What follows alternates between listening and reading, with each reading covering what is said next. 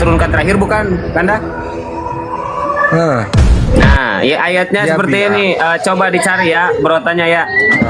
Bismillahirrahmanirrahim. Al-yawma akmaltu lakum dinakum wa atmamtu alaykum ni'mati wa raditu lakumul Islam dinan. Artinya hari ini. Nah, hari ini telah aku sempurnakan. Al-yauma akmaltu dinakum, agama kalian. Wa atmamtu alaikum ni'mati wa raditu lakumul Islam dinan. Dan telah kusempurnakan kata Allah. Ya, nikmat kami untuk kalian. Intinya apa? Intinya Al-Qur'an ini sempurna. Kata Rasulullah sebelum wafat, turun ayat terakhir ini, maka syariat yang disampaikan oleh Rasulullah, ajaran wahyu yang disampaikan oleh Allah kepada Rasul, semuanya udah selesai. Sehingga ya Rasulullah wafat karena memang sudah selesai menyampaikan wahyu dari Allah. Semua para nabi seperti itu, termasuk Nabi Isa ataupun Nabi Musa, ya setelah selesai menyampaikan wahyu ya mereka wafat. Begitu. Lanjut. Bahasa Indonesia jadi nggak ngerti. Ayat favorit Bahasa Indonesia jadi nggak ngerti. Ya, bahasa Indonesia jadi nggak ngerti. Antara ya yang telah disempurnakan atau yang telah diberikan apa bedanya? Sebentar ya Bang Glenn ya. Video 9 saya bacakan ya. Ya. Sebentar. Mengenal hijrah 9. Saya Apa? Al-Quran ini kurang hafal, meskipun saya kuasai semua ya, saya kurang hafal. Jangan kau tanya kuasai Al-Quran. Itu aja nggak tahu apa-apa. Budat, sotoy. Ikhwan Pilah sambil di tap layar, saudara tap layar. Ikhwan Pilah, Bro Adi, selamat sore Bro Adi. Assalamualaikum warahmatullahi wabarakatuh. Waalaikumsalam. Waalaikumsalam warahmatullahi wabarakatuh. Alhamdulillah sehat, terima kasih udah dikasih naik. Untuk follower di atas saya iklan semenit. Alhamdulillah sehat walafiat. Alhamdulillah saya akan minta naik. Tadi ada apa ini? Ada orang ganteng Bang Glenn. Untuk saudaraku yang di bawah, tolong di tap layar disampaikan 200k. Kalau ada love orange dikirim love orange biar akun Buya ini apa ini disukai. Love orange ya, love orange dikirim, ada love orange dikirim love orange dan di tap layar sampaikan 200k. Lanjut Buya. Barakallah. Barakallah, Ya, hatur biar kuat nuhun. kumalnya Tenaga. Ikhwan Pilah. Lanjut. Saya buka ya. Ayat 9 bro, An-Nahl 89. Sebentar. Saya buka ya. Apa itu? Apa itu? Surah An-Nahl 89. Ya baca. Bisa nggak bacanya? Nanya pun Vera. Tahu ayat berapa kau? Katanya. Orangnya masuk ke dalam.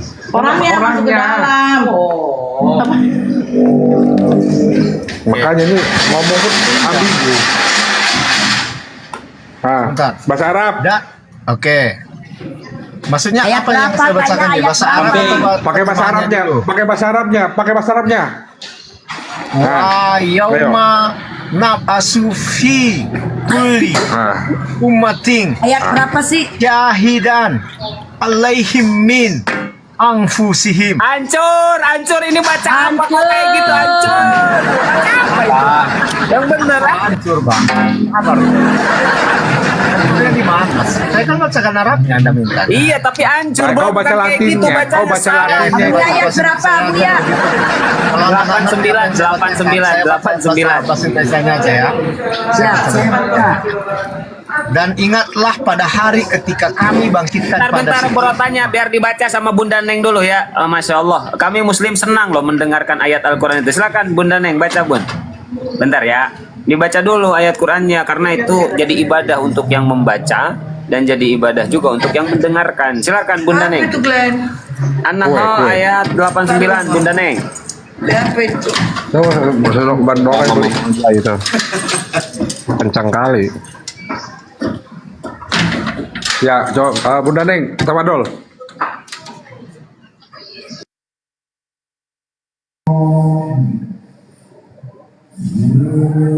Assalamualaikum Bunda Neng.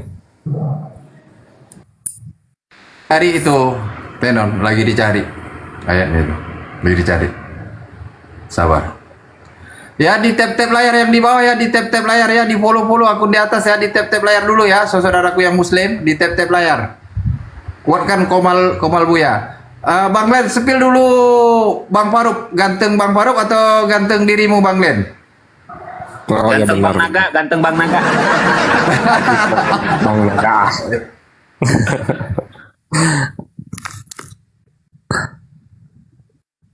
Bunda Neng buka mute-nya, Bun. Lanjut, Bunda. Fadol.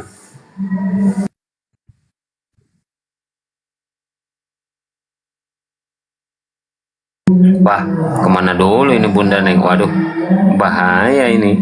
Takutnya ke mute atau enggak ganteng dua-duanya masalah. Assalamualaikum warahmatullahi wabarakatuh. 89 ya. Ya, ya. A'udzu billahi minasy syaithanir rajim.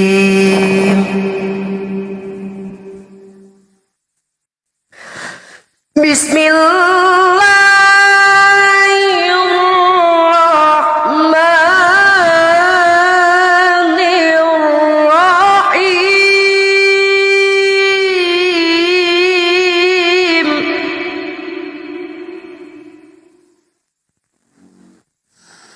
ويوم نبعث في كل أمة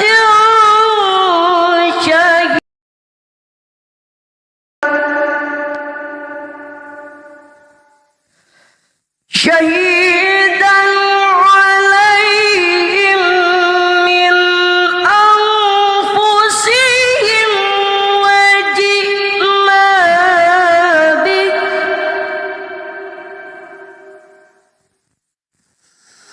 وجئنا بك شهيدا على هؤلاء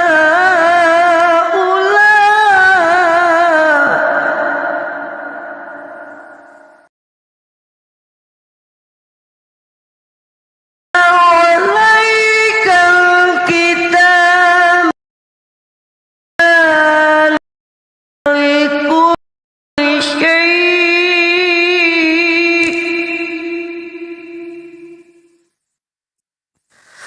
لكل شيء وهدى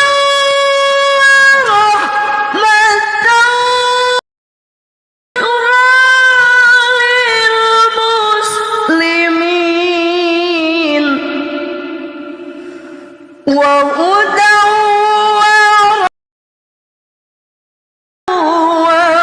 وبشرى للمسلمين.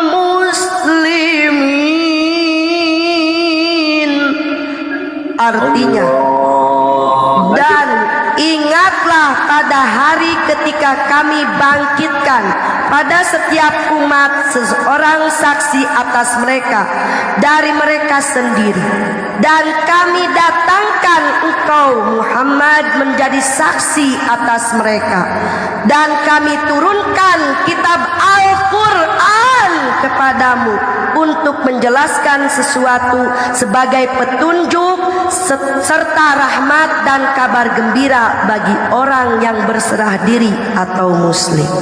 Shadaqallahul aliyyul azim. Maha benar Allah dengan segala firman-Nya. Masya Allahu a'lam bishawab. Allahu Akbar. Sekarang Quran saya tanya kepada enak kali ya Bang saya. Len. Al-Quran Oke. dilantunkan adem enak gitu. Coba Bang Len. Bang Len bacakan Ya. Amsal Bang Len.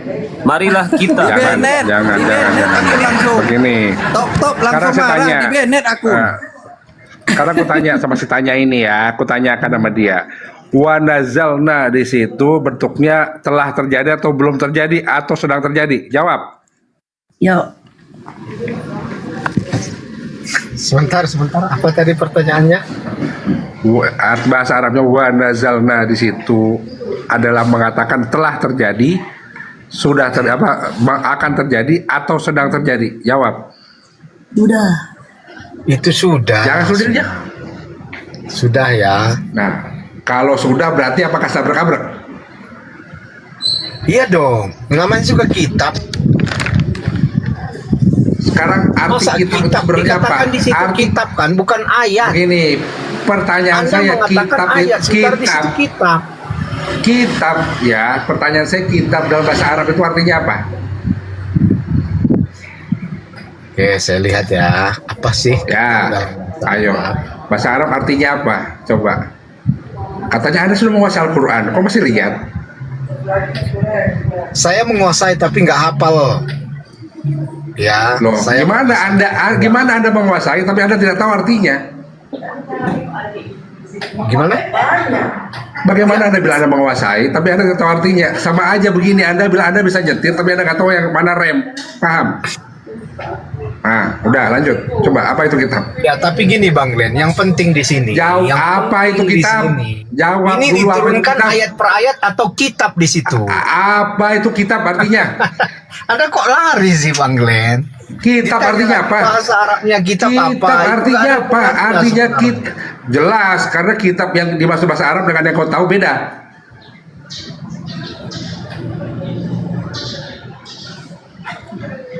Ya, kitab dalam bahasa Arab itu berbeda dengan pengertianmu. Ya, Jelasin karena lagi, ini Bang. tertulis dalam bahasa Arab. Ya, kitab itu adalah kumpulan ketetapan. Sedangkan kalau namanya Oke. buku itu mushaf, ya mushaf. Kitab Mushaf. itu kitabah. Itulah kitab. Iya, apa kitab artinya apa? Kita PA. Alaika kitabah. Sotoy. Sotoy sih. Sekarang Sotoy gini, lah, aku tanya kitabnya kok ini nggak Bang ngerti. Glenn, Jangan ini sekarang kok gini. nggak percaya sama Al-Quran sih? Jawab Kenapa dulu. Anda nggak percaya? Jawab dulu. Iya, Anda kok nggak percaya Kitab sama itu artinya Al-Quran? apa? Kenapa? Yang bilang nggak percaya siapa? Ya Anda tadi menyangkal Al-Quran nih. Dikatakan di sini Saya diturunkan tidak percaya kitab. dengan pengertianmu. Anda menyangkal. Saya tidak Anda percaya dengan mengatakan pengertianmu. ayat diturunkan loh. Kitab itu artinya apa? Sekarang aku tanya, itu arti kitab itu apa? Hah? Kitab itu kumpulan buku. Hah? Hah? kumpulan buku apa? Buku kan tepuk tangan, tepuk tangan. Buku Tepuk tangan dulu, tepuk tangan dulu, jangan bodoh amat. Tepuk tangan. Gabrul kau Tepuk Gabrul tangan. katanya diam saja kau. Tepuk tangan. Dindalpi, assalamualaikum Tepuk Dindalpi. tangan. Waalaikumsalam warahmatullahi wabarakatuh. Tepuk tangan dengan kesoktawan dia. Tepuk tangan saudara. Gini abangku, Bang Glenn. Mari kita gini bro, kita seorang muslim bro. mari. Kalau tidak tahu Mari tidak kita so tahu memadukasi. ya. Tidak so Nah. tahu kami. Kalau tidak tahu kami bertanya dan kami lebih senang mendengarkan. Apalagi kita tidak tahu ya, lebih baik diam gitu. Karena kalau ngomong itu gabrul kayak Anda barusan malu-maluin gitu. Nah, ini mendingan Bro Adit, coba Bro Adit tuh dari tadi mute mendengarkan, menyimak. Inilah Bro Adi Kristen yang baik ini. Jangan gitu ya, Bro tanya ya. Jangan memalu-malukan Kristen. Lanjut. Sekali lagi tepuk tangan dengan kesoktawan dia. Ayo kawan, tepuk tangan. Sebentar saya bacakannya Bang. Dan kami turunkan. Oh, udahlah, siapa tahu. Kau ini memahami biblos aja yang terjemahan udah dipelintir-pelintir apalagi Quran. Dan kami Biblosnya yang terjemahan dipelintir, Ayat yang diturunkan kitab loh. Anda kok nggak terima? Esensinya kitab itu apa, jempling? Woi. Iya, ini Bang Woi, ini longor. nggak terima Al-Quran. Kitab Nggak diturunkan terima, katanya ayat. nggak Kan aneh. nggak terima karena pengertianmu longor, paham? Makanya nggak terima. Ini yang saya bacakan terjemahan Tanya. Kemenak. Tanya. Gimana sih, Anda? Tanya. Ya. Kitab itu tanya punya akar kata kataba. Kataba itu Nah, ini yang artinya benar kitabah. Ini yang benar kitabah. Lanjut izin semua kakak abang sekalian. Lanjut. Kitab itu akar katanya kataba ya. Bisa artinya ketetapan. Kalau kutiba itu fardun, kewajiban. Kutiba alaikumusiyam itu perintah sholat. Artinya diwajibkan atas kamu melaksanakan puasa. Jadi Bang, kitab makna secara harafiahnya memang buku. Tapi kalau kita tarik ke akarnya nih kataba itu artinya ketetapan abangku. Ya Bang tanya ya. Dan Abang harus bisa bedakan dulu. Di sini mana diterjemahkan kitab, mana ya. mushaf. Di dalam bahasa Indonesia diterjemahkan Mana itu kitab, mana mushaf. Anda harus bedakan dulu apa itu kitab, apa itu mushaf. Nah, kataba itu nggak selalu berupa suhuf, nggak harus berupa lembaran-lembaran. Kataba itu nggak harus lembaran-lembaran, nggak harus suhuf tuh. Ini sebentar Bang. Setelah diterjemahkan ke bahasa Iya nah, jadi Ikhwan Fillah kita tahu ya Kristen-Kristen ini adalah Bani Salemba. Jadi apa? Ya pegangan dia terjemahan. Bani Salemba. Aduh. Makanya ini setelah diterjemahkan disebut kitab juga di bahasa Indonesia. Kalau kitab di dalam bahasa Indonesia bukan ketetapan, itu adalah buku ya. Berarti terjemahan ini salah ya? aja. Enggak, bukan terjemahan yang salah, kan? otakmu yang salah. Salah menerjemahkan PA. Ini aneh Anda. Setelah diterjemahkan tanya, itu diterjemahkan tanya, dengan bentar, bahasa bentar. kitab. Tanya. Bukan Coba buka ketetapan surah loh. Yusuf ayat kedua tanya. Coba buka surah Yusuf ayat kedua.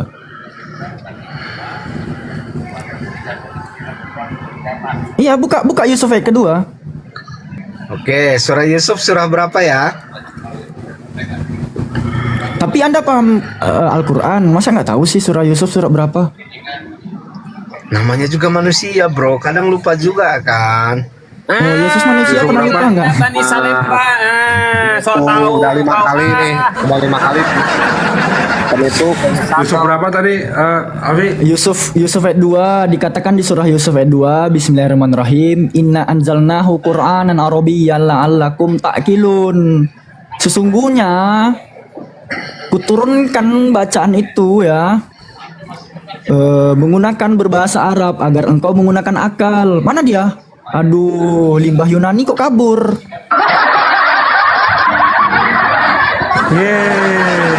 Hiji men, Assalamualaikum Mahi.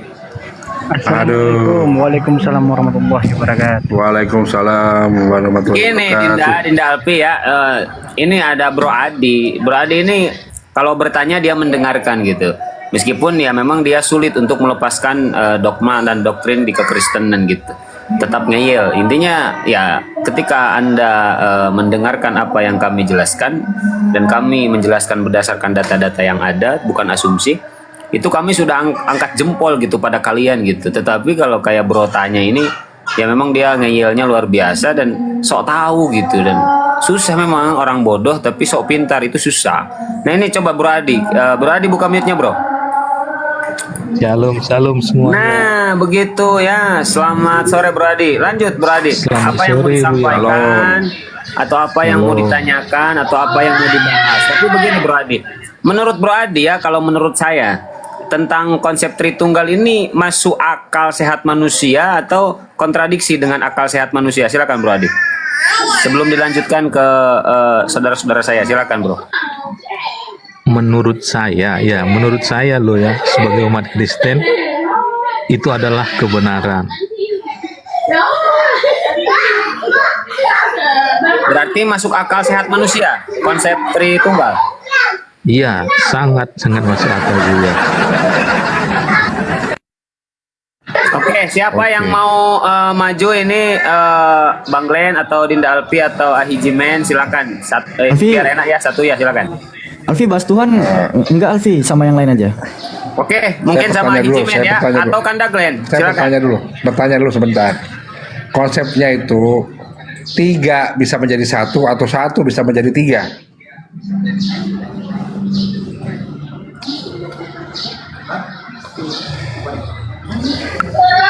Gimana Bang? Konsepnya itu 3 menjadi 1 atau 1 menjadi 3.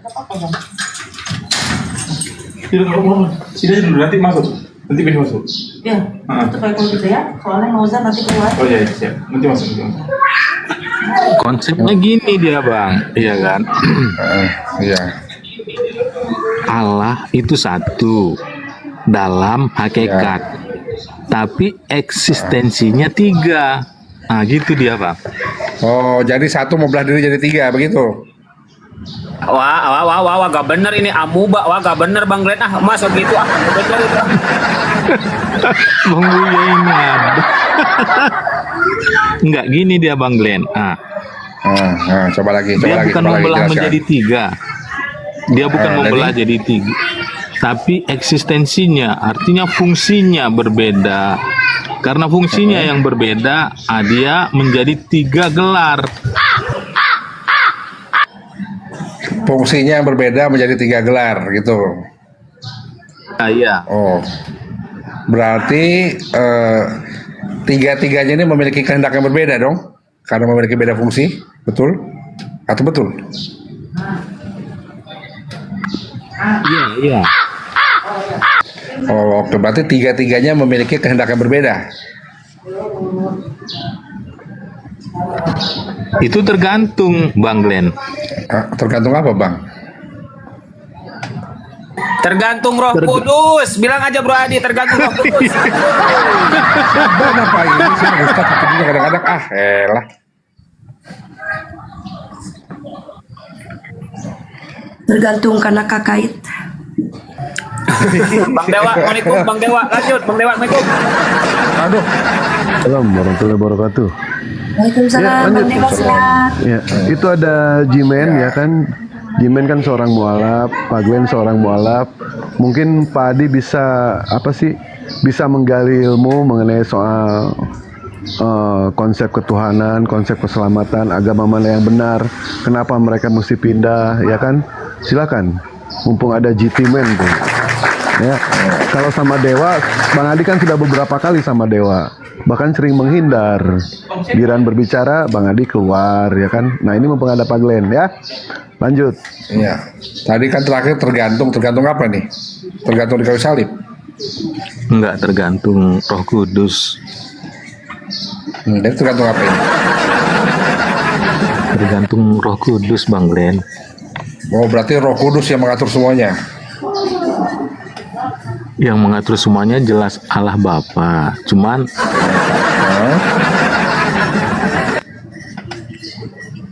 Terus? Cuman di dalam Allah itu kan ada Roh Kudus, walaupun dia adalah roh. Jadi roh inilah yang menyatakan perbedaan-perbedaan kehendak kepada manusia tentang Allah itu gitu. Oh, jadi Roh Kudus ini sama dengan hati nurani begitu? Enggak sama lah Bang. Nah, terus? Jadi menjelaskan yang baik dan buruk begitu? Enggak, Roh Kudus ini adalah satu pribadi, dari Allah. Oh, jadi Roh Kudus satu pribadi, Yesus satu pribadi, Allah satu pribadi. Tiga dong? Iya, itu kan dari fungsinya, atau kami sering katakan itu bagi yang mengerti ketritunggalan, kebagaimanaan Allah. Kebagaimanaan Allah, iya. Oke, jadi pertanyaan saya kembangkan begini. Di saat kita bilanglah, kita setujulah Yesus adalah pribadi yang ada di bumi. Nah, waktu ada Yesus, fungsinya Roh Kudus apa? Waktu Yesus ada di bumi, Roh Kudus belum turun ke bumi, Bang. Berarti nggak ada fungsinya? Dia masih dalam diri, dia masih dalam diri Allah. Ya, berarti waktu ada Yesus, berarti masih baru ada 2 eksistensi, betul ya? Belum 3 ya, baru 2 ya? Iya. Ya, berarti betul kata-kata saya, 1 membelah diri jadi 3. Awalnya 1, Yesus turun jadi 2. Begitu Yesus naik jadi 3, begitu. Bukan 1 jadi 3 dong. Enggak, pada mulanya kan gini, seperti yang dikatakan dalam Yohanes 1 ayat 1. Pada mulanya adalah firman bersama-sama dengan Allah, dan firman itu adalah Allah. Oke. Jadi pada dasarnya sebelum dunia dijadikan, Allah itu udah ada 2, yaitu Allah Bapa dan Allah Anak. Oke, jadi Allah itu firman. Betul? Allah itu firman ya. Sebenarnya Yesus yang firman, Bang. Bukan. Berarti Yohanes 1 ayat 1 salah. Anak. Allah dalam kepribadian anak, iya betul. Berarti kalau firman itu adalah Yesus, berarti John 1 ayat 1 salah. Enggak benar lah bang, salahnya di mana ya? Nah, en agen hologos, kai hologos, en proston theon kai theos en hologos. Ya, artinya ada awalnya adalah perkataan logos atau firman, dan firman bersama dengan Allah, dan Allah adalah firman. Betul ya? Iya, iya. Nah, setuju? Setuju. Oke. Jadi kalau saya bilang begini bisa nggak? Yesus itu firman juga? Iya, dialah yang firman itu bang. Oke, berarti Yesus firman juga ya? Yesus adalah firman, iya. Oke, berarti kalau Yohanes 17 ayat 8 saya ganti begini boleh dong? Sebab segala firman yang firman sampaikan kepada firman telah kufirmankan kepada firman. Boleh? Ruwet kali. Di mana tadi bang? Di mana? John 17 ayat 8. Sebab segala firman yang firman sampaikan kepada firman telah kufirmankan, telah firman sampaikan kepada mereka.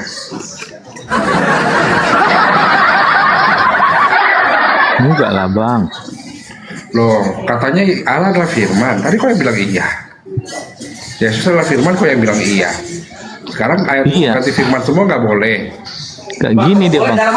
Allah yang adalah firman itu adalah Allah sebagai anak.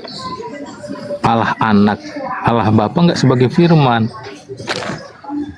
Allah anak yang sebagai firman. Berarti tapi di John 1 ayat 1 tidak dijelaskan Allah anak. Itu Theos. Iya, tapi kan di Yohanes 1 ayat 14 itu kan sudah jelas diterangkan bang. Yohanes 1 ayat 14. Apa gimana? Bentar ya saya bacakan. Yohanes 1 ayat 14. Firman telah menjadi manusia dan diam di antara kita. Dan kita telah melihat kemuliaannya, yaitu kemuliaan yang diberikan kepadanya sebagai anak tunggal Bapa, penuh kasih karunia dan kebenaran. Jadi artinya firman itu adalah anak Allah, atau kalau bisa saya sebut nama, firman itu adalah Yesus Kristus. Gitu dia bang. Betul, oke. Jadi kalau aku bilang Allah telah berfirman pada firman, nggak apa-apa. Allah telah berfirman kepada firman. Ya nggak salah bang, Nggak salah. Jadi nggak ya. Oke, jadi firman sama firman ini beda posisinya. Gimana? Firman yang dari Allah dengan firman yang ada dari Yesus itu beda posisinya. Maksudnya posisi gimana ini ya bang? Hierarkinya beda. Kita bilang begitu lebih gampang lah. Jadi begini, kita tadi balik lagi ke John 17 ayat 8. Sebab segala firman yang engkau sampaikan kepada firman telah firman sampaikan kepada mereka. Begitu. Sebentar ya, saya coba baca kira-kira 5 detik lah ya bang ya. Baru nanti saya ya.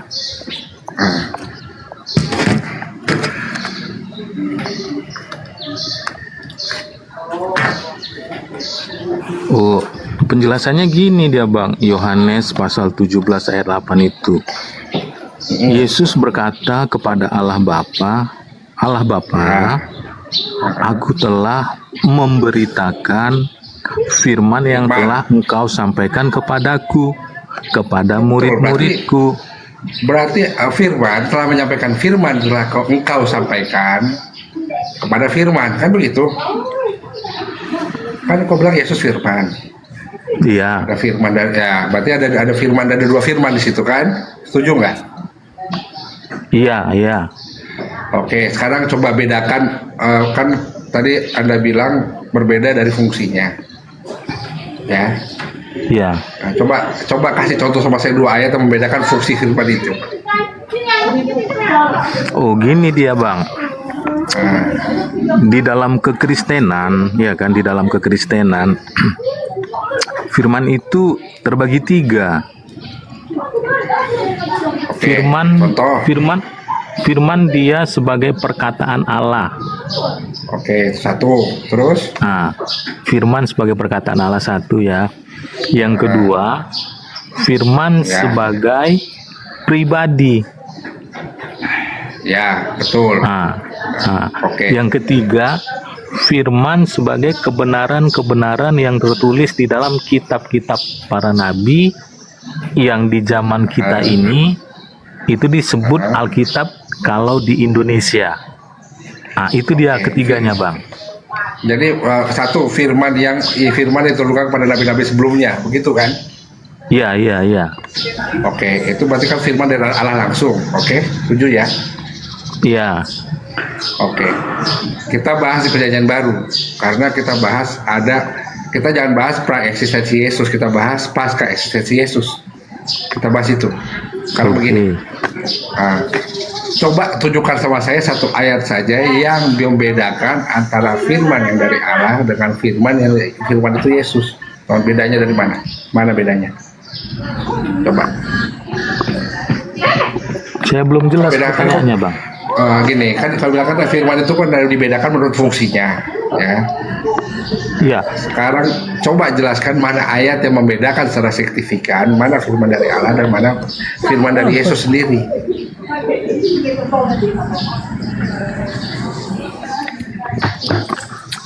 Silakan Bro Adi.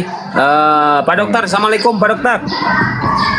Waalaikumsalam warahmatullahi wabarakatuh. Oh sorry, saya pikir saya belum naik tadi. Masya Allah. Siap Pak Dokter. Lanjut Bro Adi, silakan dijawab. Silakan.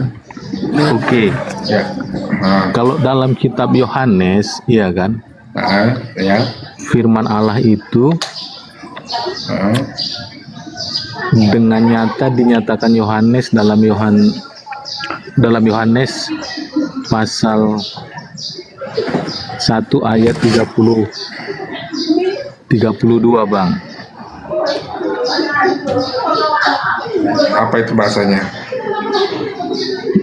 Dan Yohanes memberi kesaksian, katanya, aku telah melihat roh.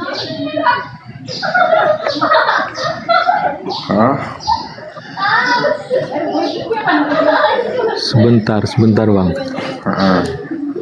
Tadi kan Anda bilang roh itu belum ada setelah Yesus tidak ada. Berarti ini salah dong. Iya, bentar. Berarti tadi pendapat Anda salah. Oke, lanjut.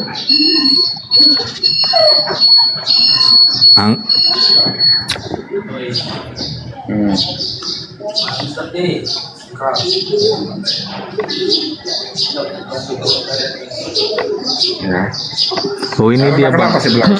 Ini dia firman Allah di dalam yang berasal dari Allah itu sendiri. Yohanes pasal 1 ayat ke-26.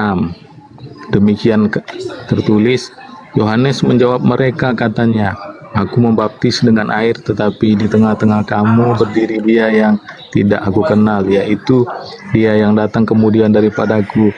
Membuka tali kasutnya pun aku tidak layak. Terus mana bedanya? Mana beda firman yang firman Allah dan firmannya Yesus? Mana bedanya? Di mana bedanya? Itu ya. Saya ulang pertanyaan saya lagi ya. Coba sebutkan ayat di mana yang secara signifikan membedakan yang mana itu firman dari Allah langsung dan mana firman yang dari Yesus langsung.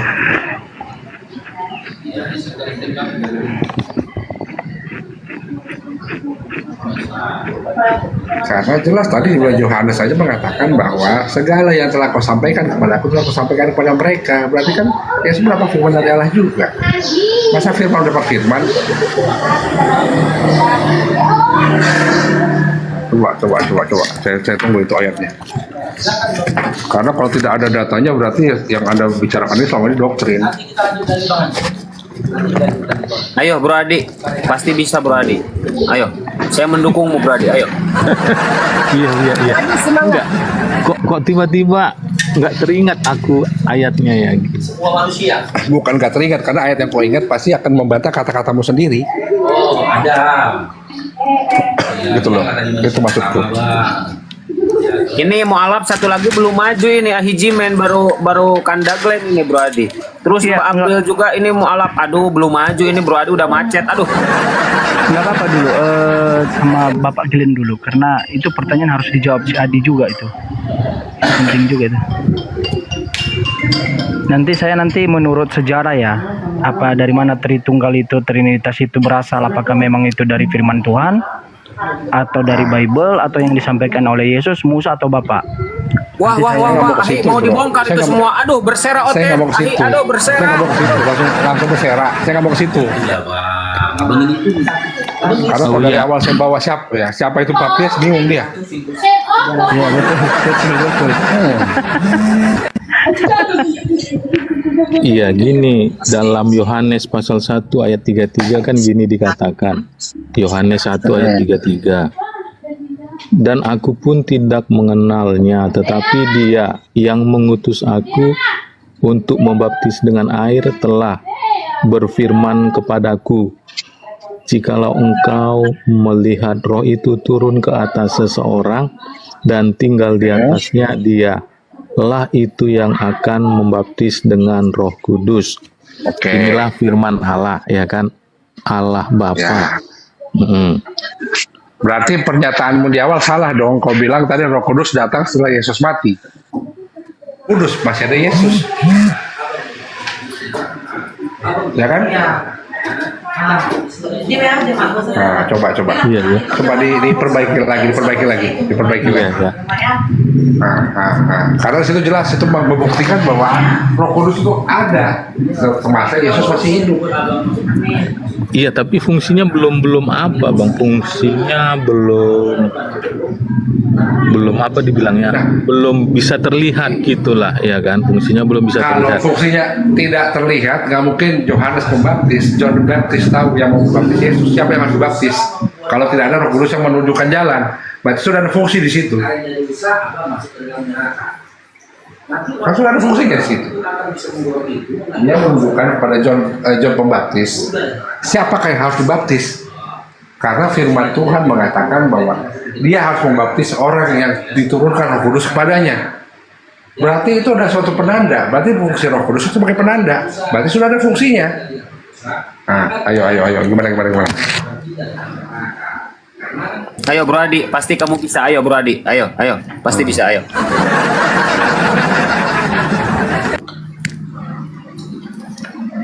Saya lagi mencoba jadi pendiskusi yang tidak marah-marah.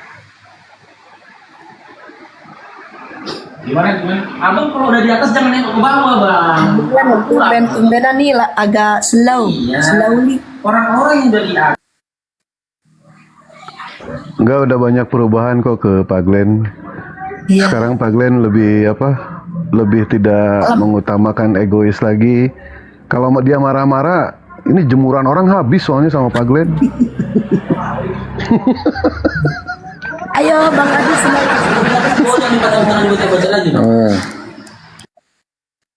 Bang Adi, kamu bisa.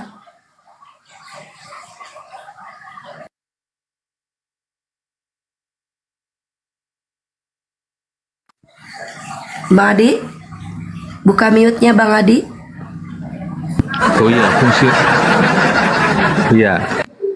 fungsi Roh Kudus itu kan gini dia, Bang, tertulis dalam kitab Yohanes.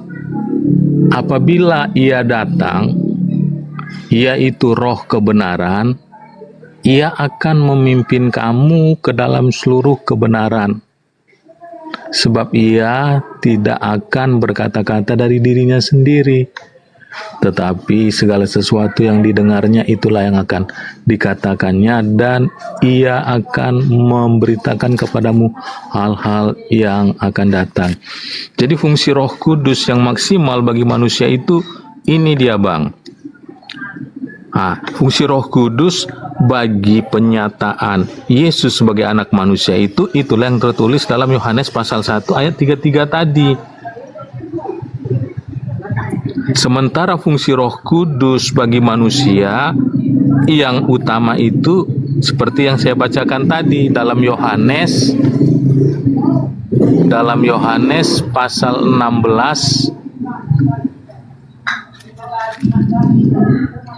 ayat 13. Nah, jadi Roh Kudus dalam keberadaannya sebagai yang akan menyatakan kebenaran-kebenaran bagi manusia itu belum turun gitu, Bang. Tapi Roh Kudus yang fungsinya meneguhkan firman Tuhan supaya Yesus dikenal manusia itu telah hadir saat pembaptisan Yesus dilakukan oleh Yohanes Pembaptis. Gitu dia, Bang. Oke, jadi begini, ini blunder lagi seperti dengan menggunakan ayat ini. Pertanyaan saya, Roh Kudus itu punya kelamin atau tidak? Ya enggak lah, Bang, namanya roh. Nah, kenapa di dalam bahasa aslinya itu adalah kata ganti maskulin atau laki-laki. Dalam bahasa Inggris kata ganti maskulin laki-laki. Kenapa itu? Kalau ke sana saya nggak bisa jawab, Bang. Saya nggak mempelajari itu gitu ya. Makanya karena keterbatasan bahasa kosakata dalam bahasa Indonesia sehingga bahasa Indonesia tidak bisa menjelaskan yang dimaksud iya itu dalam yang mengatakan iya Roh Kudus itu adalah laki-laki atau perempuan tidak bisa dijelaskan dalam bahasa Indonesia karena keterbatasan kosakata.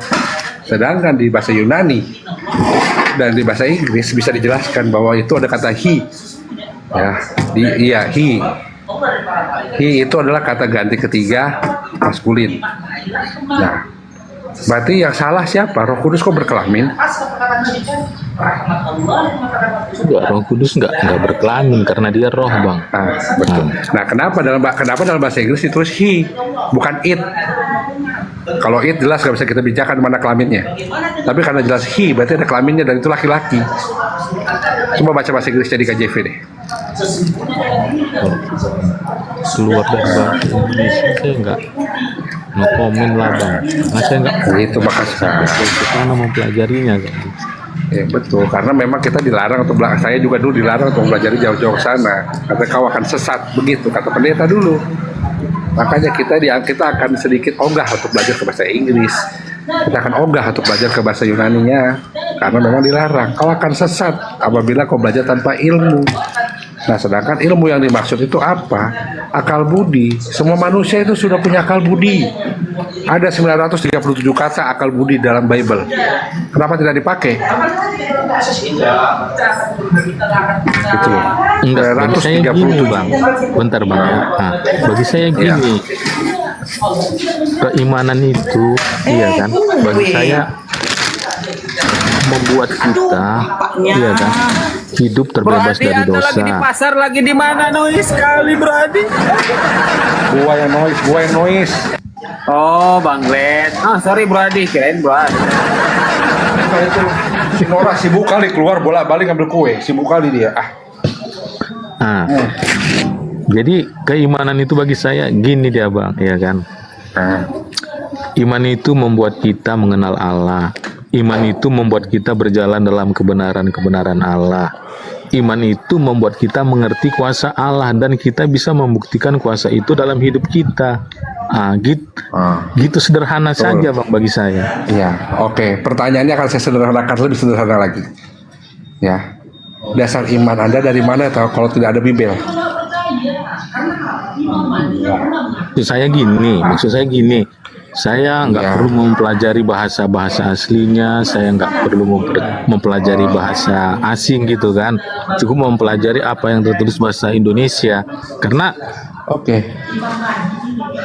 dengan mempelajari itu saja saya sudah mengerti arti ketuhanan itu gimana, arti kebaikan itu gimana. Gitu dia, kita katakanlah, ya betul, kita katakanlah tidak pernah ada Bible di dunia ini, ya.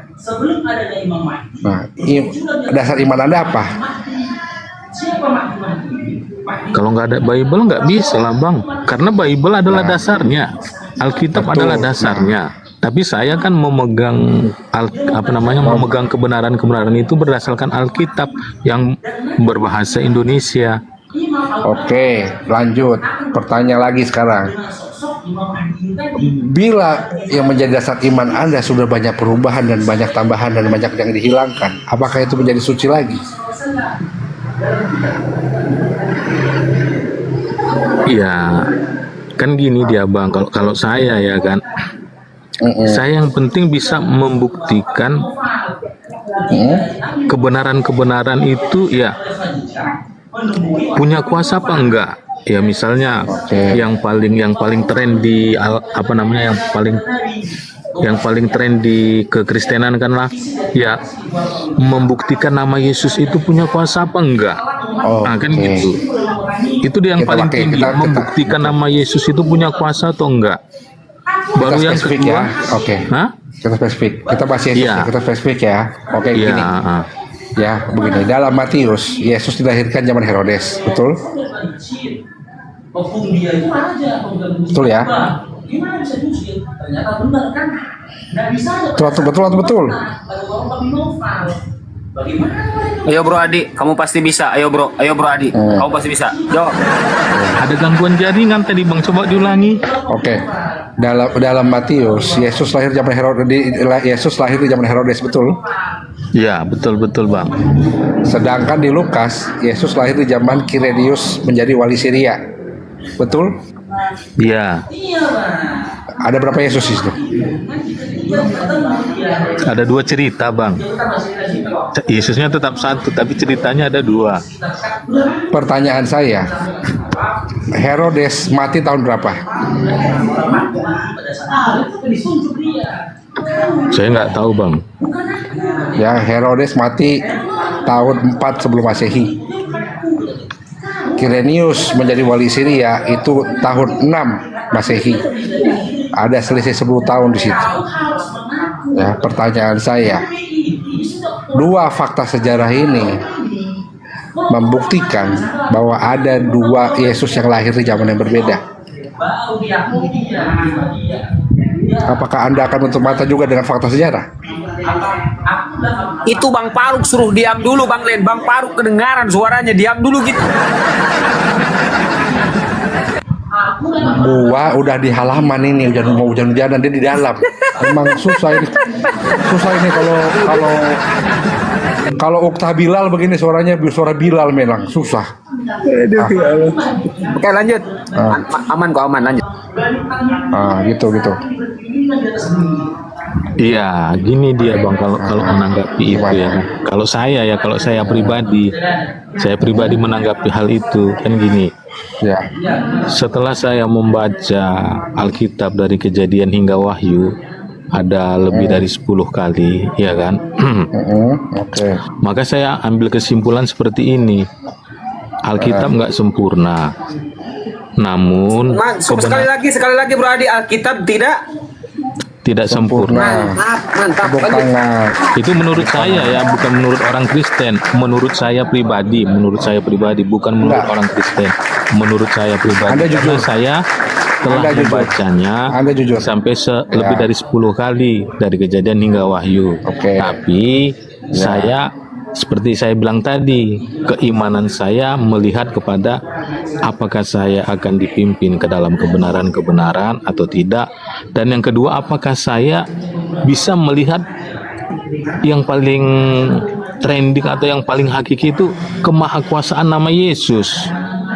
Itu dia. Ternyata bisa melihat contoh kemahakuasaan nama Yesus itu. Oke Bang, silakan. Contohnya apa? Nggak, aku nanya ini. Saya nanya, contohnya apa? Contohnya ya kan, dalam nama Yesus bisa terjadi mujizat-mujizat kesembuhan, ya kan? Di Alkitab tertulis. Dan itu bisa dibuktikan di zaman ini. Bahkan dalam hidup saya sendiri saya sudah mengalami 2 kebohongan. Saya sudah membongkar 2 kebohongan. Benihin ternyata penipu. Ya. Pendeta Daud Simon itu yang di Balikpapan penipu. Pak Glenn punya videonya nggak KKR itu yang penipuan itu? Dewa videonya kehapus lagi di laptop. Di laptop ada yang benihin ada. Benar Bang Adi, bukannya kami bohong. Itu KKR itu penipuan itu, dusta-dusta. Ya. Nah, sebentar sedikit ya Pak Glenn ya. Ketika Pak Adi mengatakan Yesus bisa menyembuhkan orang dari sakit. Ternyata ketika Yesus bisa yang namanya menyembuhkan penyakit buta. Pada saat Paulus bertemu dengan Yesus, malah Paulus yang dijadikan buta sama Yesus. Yesus Tapi kan bisa menyembuhkan kembali, penyakit. Bang. Tidak ada disembuhkan. Itu dia beristirahat dulu ya. Nah, terus ketika Bapak mengatakan Yesus bisa menyembuhkan penyakit, pada saat Yesus dikatakan tidak waras lagi sama anggota keluarganya, siapa yang menyembuhkan Yesus pada saat itu? Siapa? Itu kan sindiran aja, sindiran seorang ibu kepada anaknya, Bang. Bang, bukan sindiran, Bang. Abang baca Markus 3 nomor 21. Di situ dikatakan kaum keluarganya kalau Yesus tidak waras lagi. Bagaimana mungkin yang namanya ketika Abang meyakini bahwa Tuhan itu maha kuasa bisa menyembuhkan penyakit, ternyata ketika Yesus dikatakan tidak waras lagi, akhirnya siapa yang menyembuhkan Yesus pada saat itu? Bang, pertanyaan ini Bang sempat ditanyakan oleh para jemaat Kristen di Eropa Bang, dan ternyata banyak pendeta yang mereka membutuhkan yang namanya psikiater untuk bisa menyelesaikan masalah ini Bang. Pendeta banyak periksa ke psikiater Bang. Karena kenapa? Karena terlalu banyak pernyataan dari yang namanya jemaat. Pak Glenn, tolong di mute dulu Pak Glenn. Banyak sekali pernyataan dari para jemaat mempertanyakan soal keimanan. Dan ketika pendeta itu tidak sanggup untuk menjawab, mereka membutuhkan yang namanya psikiater. Malah banyak dikatakan mereka itu gila. Malah banyak di antara semuanya. Astagfirullah, jangan lanjutkan kau tombak-tombak. Lanjut. Banyak tentara Romawi tep. Oke. Aduh, ditombak-tombak. Saya sambung ya. Oke bang. Ya, di saat Yesus membangkitkan orang mati, apakah dia tidak meminta kepada Allah? Iya, dia meminta kepada Allah, Bang. Itu dikatakannya Meminta izin. Iya kan, meminta itu kan izin atau meminta mujizat? Bentar Bang, ada yang lewat ya. Ya.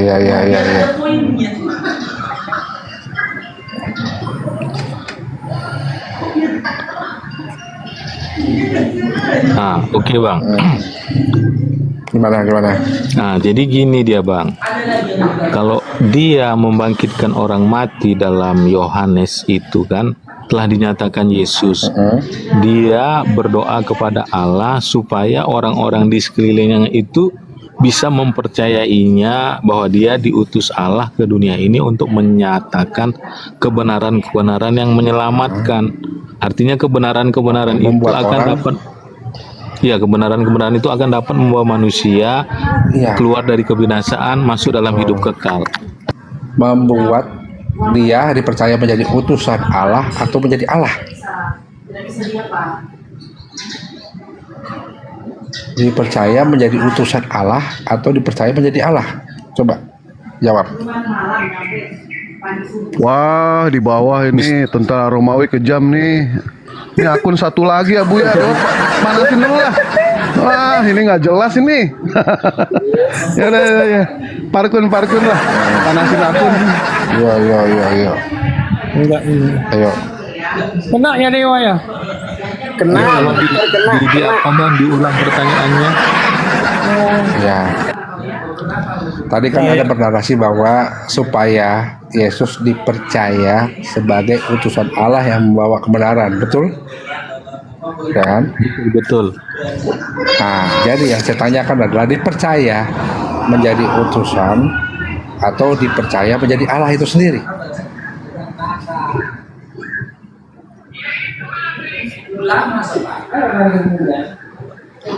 Ada konslet Bang.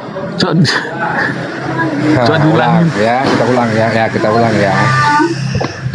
Dengan kejadian itu, supaya Yesus dipercaya sebagai utusan Allah atau supaya Yesus dipercaya sebagai Allah?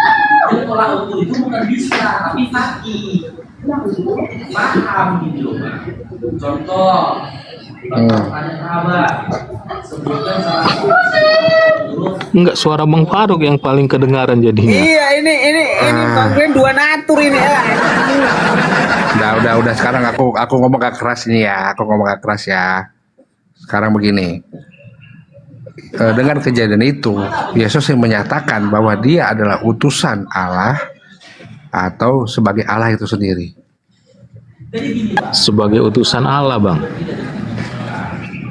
Nah, berarti kalau utusan Allah bukan Allah dong.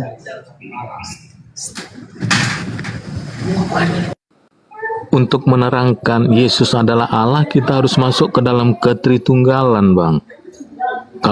Kalau menurut versi Yesus membangkitkan manusia, di situ dia menjelaskan bukan Allah, tapi menjelaskan dia adalah sebagai utusan Allah dalam keberadaannya sebagai manusia.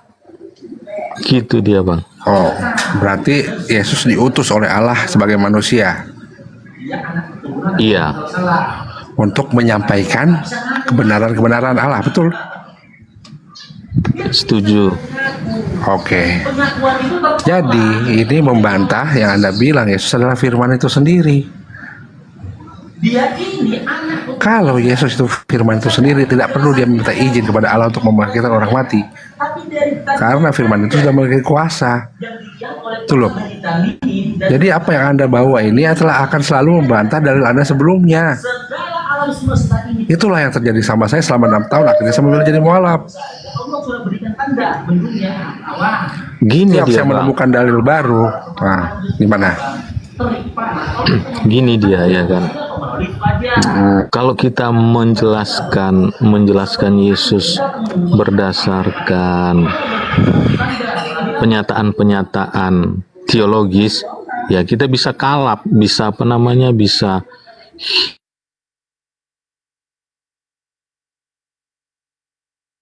gitu ya kan, kita bisa goncang seperti yang dibilang Bang Dewa tadi, bisa gila ya kan. Jadi makanya kita membahas Alkitab itu nggak bisa berdasarkan konsep teologis semata-mata, tapi kita membahas isi Alkitab itu harus ayat per ayat atau perikop per perikop dengan konsentrasi yang paling tinggi adalah komunikasi kita dengan Roh Kudus.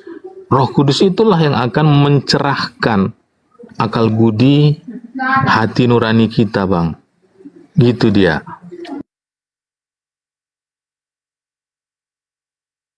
Oke. Di Bible dijelaskan bahwa ada 6 buah roh yang menandakan orang tersebut sudah di kepenuhan Roh Kudus. Betul ya? Betul enggak? Maksudnya gimana, Bang? Maksudnya gimana? Dalam Bible itu menjelaskan bahwa orang yang telah kepenuhan Roh Kudus memiliki 6 pertanda bahwa dia di kepenuhan Roh Kudus, betul? Iya, ada tertulis. Nah, berarti kalau orang belum sampai ke 6 tanda tersebut, berarti dia belum ada Roh Kudus, betul? Nggak gitu, Bang. Tapi coba ya, itu kumulatif loh, bukan opsional, itu kumulatif. Itu tertulis itu kumulatif, bukan operasional, bukan opsional, itu kumulatif. Harus ada semuanya. Nggak gini dia, Bang. Gimana? Pertama-tama dalam kitab Kisah Para Rasul itu dinyatakan kalau orang udah menerima Roh Kudus, dia bisa berbahasa roh. Itu yang paling utama, Bang. Dia bisa berbahasa roh. Kalau orang udah menerima Roh Kudus, itu yang paling inti. Namun Tuhan menyatakan pernyataan-pernyataan yang baru kepada Paulus, sehingga Paulus menyatakan dalam beberapa kitabnya ada lagi karunia-karunia roh, ya kan, seperti dalam kitab Galatia. Kalau kita penuh dengan Roh Kudus, kita ada damai sejahtera, ada sukacita, kita lemah lembut, kan? Jadi ada perkembangannya, gitu dia, Bang. Nah, itu opsional atau kumulatif? Itu pertanyaan saya. orang Muslim sudah ada ayat yang isinya perintah kepada Nabi. Nah, paham nggak pertanyaan saya? Itu bersifat opsional, dipilih, atau bersifat harus ada semuanya baru orang itu kepenuhan Roh Kudus? Iya, kalau menurut saya ya kan, kalau kita udah bisa berbahasa roh, ya kan, berarti kita udah bisa dikatakan kita telah memiliki Roh Kudus. Tapi supaya Roh Kudus itu penuh dalam kita, kita boleh menyempurnakannya dengan karunia-karunia yang lain yang dinyatakan di dalam Alkitab. Misalnya, kalau kita udah punya Roh Kudus, kita harus suka membaca firman, ya kan. Kalau kita udah punya Roh Kudus, kita harus suka berdoa, ya kan. Kalau kita udah punya Roh Kudus, kita harus punya keinginan untuk melayani, dan beberapa hal yang lainnya, Bang. Oke, berarti gini, Anda bilang yang paling penting adalah apabila orang itu bisa berbahasa roh, betul? Nah, itu pertanyaan saya. Gini, Bang. Nggak, bentar, Bang. Gini. Itu kan Anda bilang bisa bahasa roh, betul ya? Oke, Gini, pertanyaan saya sekarang. Sebentar, saya nggak nanya soal bahasa roh itu apa, tidak. Iya. Oke lah. Gimana? Nggak gini dia. Gimana? Soal bahasa roh itu adalah karunia yang mula-mula sebagai tanda orang memiliki Roh Kudus, ya kan? Itu yang mula-mula. Tetapi dalam perkembangannya, setelah mungkin ya beberapa tahun lah ya, nggak dijelaskan dalam Alkitab jumlah tahunnya. Setelah beberapa tahun pelayanan murid-murid, ternyata Allah menyatakan penyataan kepada Paulus dan juga kepada Petrus, ya kan, bahwa ketika orang memiliki Roh Kudus tidak hanya bahasa roh, tapi ada karunia-karunia yang lainnya tadi. Betul. Kalau salah satu karunia itu ada, yang terpenting itu yang terpenting bukan. Tadi kan Anda bilang yang paling awal adalah bisa bahasa roh, betul? Anda bilang begitu tadi kan? Oke, pertanyaan saya, ada nggak cara untuk melegitim atau menjustifikasi seseorang itu memiliki bahasa roh yang benar? Ada nggak panduannya? Oh, dia benar bahasa roh. Oh, dia pura-pura bahasa roh. Nah, ada nggak cara melegitim, cara menilai atau kita bilang panduannya untuk kita bisa tahu, oh dia bohongan, dia beneran. Nah, begitu. Iya, gini dia, Bang. Kalau bagi saya ya kan, kita bisa mengenal orang itu karena kita punya Roh Kudus. Saat kita dicobai seseorang, ya kan, mungkin sekali kita tertipu. Tergoda. Yang kedua kali kan nggak mungkin. Karena apa? Karena persekutuan kita dengan Roh Kudus. Misalnya saya dengan abang lah, saya bilangnya kan, abang bilang kepada saya udah punya bahasa roh nih. Oke lah bang, coba katakan. Abang katakan. Terus tiba-tiba di dalam saya saat bersaat teduh, ya kan, saya kan mendoakan abang, ya kan. Di dalam mendoakan abang itu biasanya orang yang udah memiliki Roh Kudus itu akan menerima hikmat-hikmat ataupun pernyataan-pernyataan Roh Kudus. Oh, Bang Glenn itu kemarin bahasa rohnya nggak benar, coba kamu tanyakan. Gitu dia bang. Jadi kita bisa mengalami itu gitu. Oh, berarti menentukan benar tidaknya bahasa roh itu dari sisi yang goib, betul ya? Ilahi bang, goib kami nggak ya, setuju tadi. Ilahi, ya oke. Kalau ilahi berarti dari sisi irasional, betul ya? Kalau kita ngomong soal Allah itu adalah filsafat irasional. Berarti kita ngomong sesuatu yang irasional, betul? Setuju. Oke. Jadi di saat oke lah, misalnya saya ngomong bahasa roh sama Anda berdoa, ternyata baca bahasa saya Anda agak benar. Terus ternyata Anda besok Anda tahu saya itu pembunuh. Yang salah apa? Bentar bang ya, bentar. Coba. Jadi membaca kitab, mendalami Quran dan juga hadis. Jadi nggak bisa ditipu-tipu, bang. Tidak ada di dalam Islam mengaku. Bang Glenn, sepil, coba sepil lihat ada siapa aja.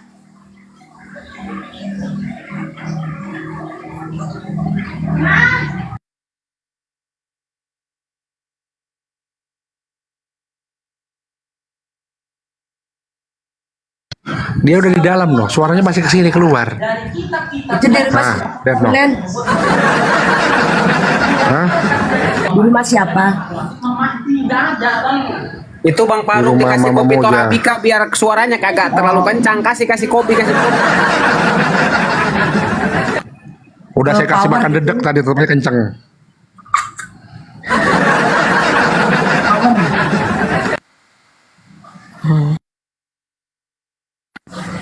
Oke, lanjut Bro Adi, silakan Bro. Luar biasa ya.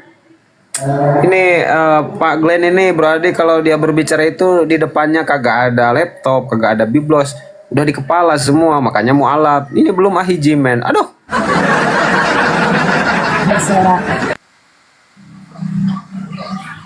Saya nanya sama rumput yang bergoyang dengan bahasa roh, dia menjawab. Karena kenapa? Begini. Karena ada tertulis dalam percayaan Islam bahwa tumbuhan semua itu berzikir kepada Allah. Betul Ustaz?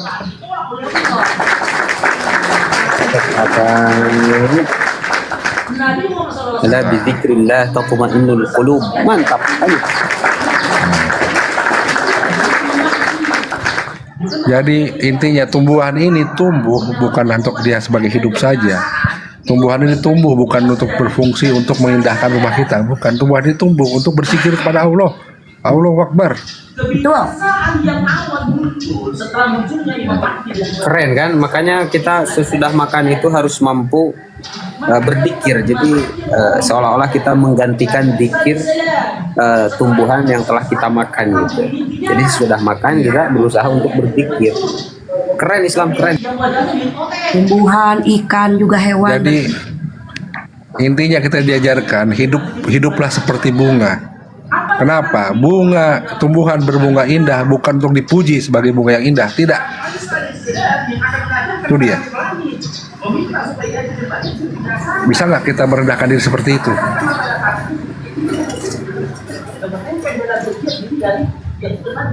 Sulit, memang sulit. Begitu sulit. Bro Adi merenung, Bro Adi gimana Bro? Iya, ada sedikit apa kegiatan Bang?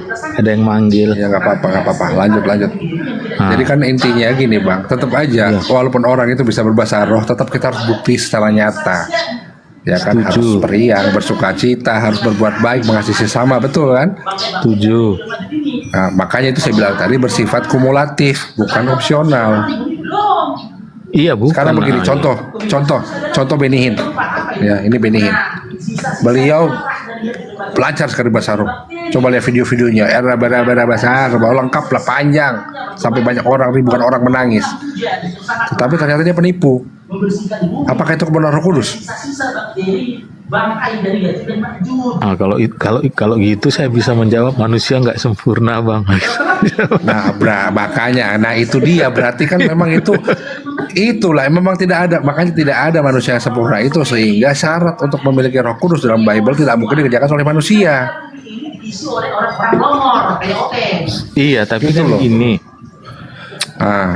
Kita kan harus punya pilihan sebagai manusia. Keyakinan kita kemana?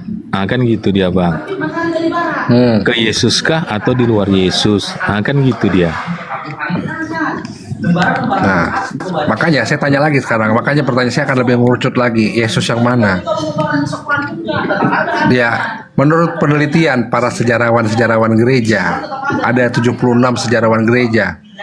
Satunya Robert Wefang, itu yang dari Harvard jurusan teologikal, New Testament. Ya, dia profesor New Testament, profesor Perjanjian Baru. Mengatakan ada dua Yesus dalam Perjanjian Baru. Pertama Yesus 18 dan Yesus yang 72.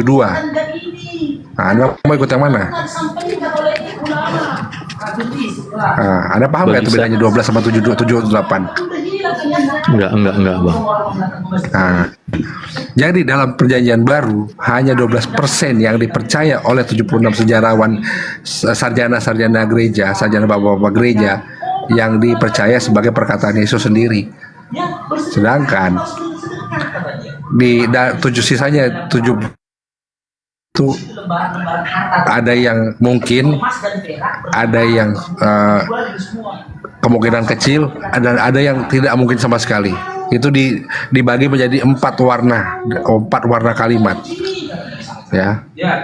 Ada kalimat warna merah, ada kalimat warna pink, ada kalimat warna hitam, ada kalimat warna abu-abu. Ya. Jadi itu sudah dibagi oleh para sejarawan gereja. Para sarjana-sarjana gereja. Jadi hanya 12% sisa kebenaran yang benar-benar dikatakan Yesus dalam Bible. Saya bisa buktikan, ya, di dalam Gospel Yohanes tidak ada satu kalimat pun yang berwarna merah. Hanya ada satu kalimat berwarna pink, sisanya berwarna abu-abu dan hitam dalam Yohanes. Apakah kita lebih pintar daripada sarjana-sarjana gereja? Makanya percaya kepada Yesus yang 12% itu, niscaya Anda akan menemukan kebenaran. Itulah cerita sebelum terjadinya Iya, gini dia Bang, seperti saya bilang tadi kan. Gimana? Bagi saya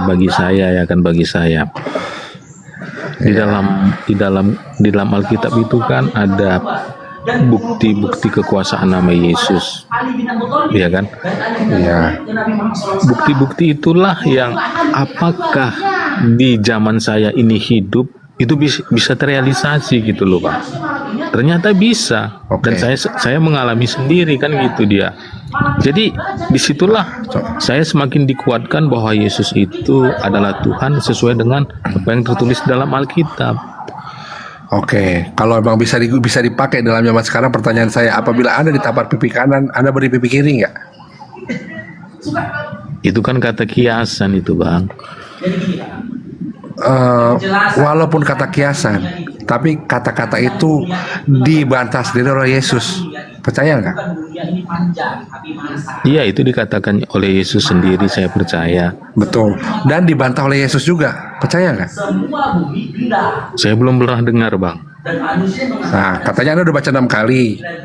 Iya, tapi tentang Yesus membantah perkataannya itu sendiri saya belum pernah baca gitu loh. Pada saat Yesus ditampar oleh prajurit Romawi, dia bertanya, katakan salah saya apa? Ini menurut saya ya, kata-kata dia. Iya, ini menurut saya. Sebenarnya dia nggak membantah, tapi itu adalah respon ketika seseorang mengalami sesuatu yang tidak menyenangkan dalam hidupnya. Ya seperti kita lah, gerakan refleks ketika kita ya semisal kayak abang tadi saya lihat naik mobil ya kan, naik mobil tiba-tiba mobil abang disenggol orang, kan ada gerakan refleks, kita cakap kotor terus gitu kan. Itulah gerakan refleks Yesus sebagai manusia. Dia menyatakan kepada tentara Romawi itu. Betul. Gitu dia Bang. Dalam Islam kami diwajibkan untuk menjaga harta benda kekayaan kami. Betul Ustadz? Sepakat. Lanjut. Itu ada aturannya. Wa hifdzuddin tsumma nafsin mal nasab wa misluha aklun wa irdun qad wajab. Lanjut. Nah, itu. Sedangkan ajaran dalam Kristen itu bila ditampar pipi kanan, berilah pipi kiri. Jadi bila rumahmu dirampok, berikan juga lah istrimu, begitu. Enggak gitu lah Bang. Kan saya bilang tadi. Oke, sekarang pertanyaan saya, ada nggak ajarannya? Ada nggak ajarannya dalam perjanjian baru untuk membela diri apabila kita ditindas? Siapa yang bilang itu Bang? Siapa yang bilang itu Abang? Apakah bisa dipakai dalam kehidupan nyata sekarang? Secara spesifik nggak ada Bang, tapi kan di dalam kitab yang ditulis Paulus itu kan ada dinyatakan gambarannya gitu Bang. Gambarannya seperti ini dalam kitab tulisan Paulus. Yang mana?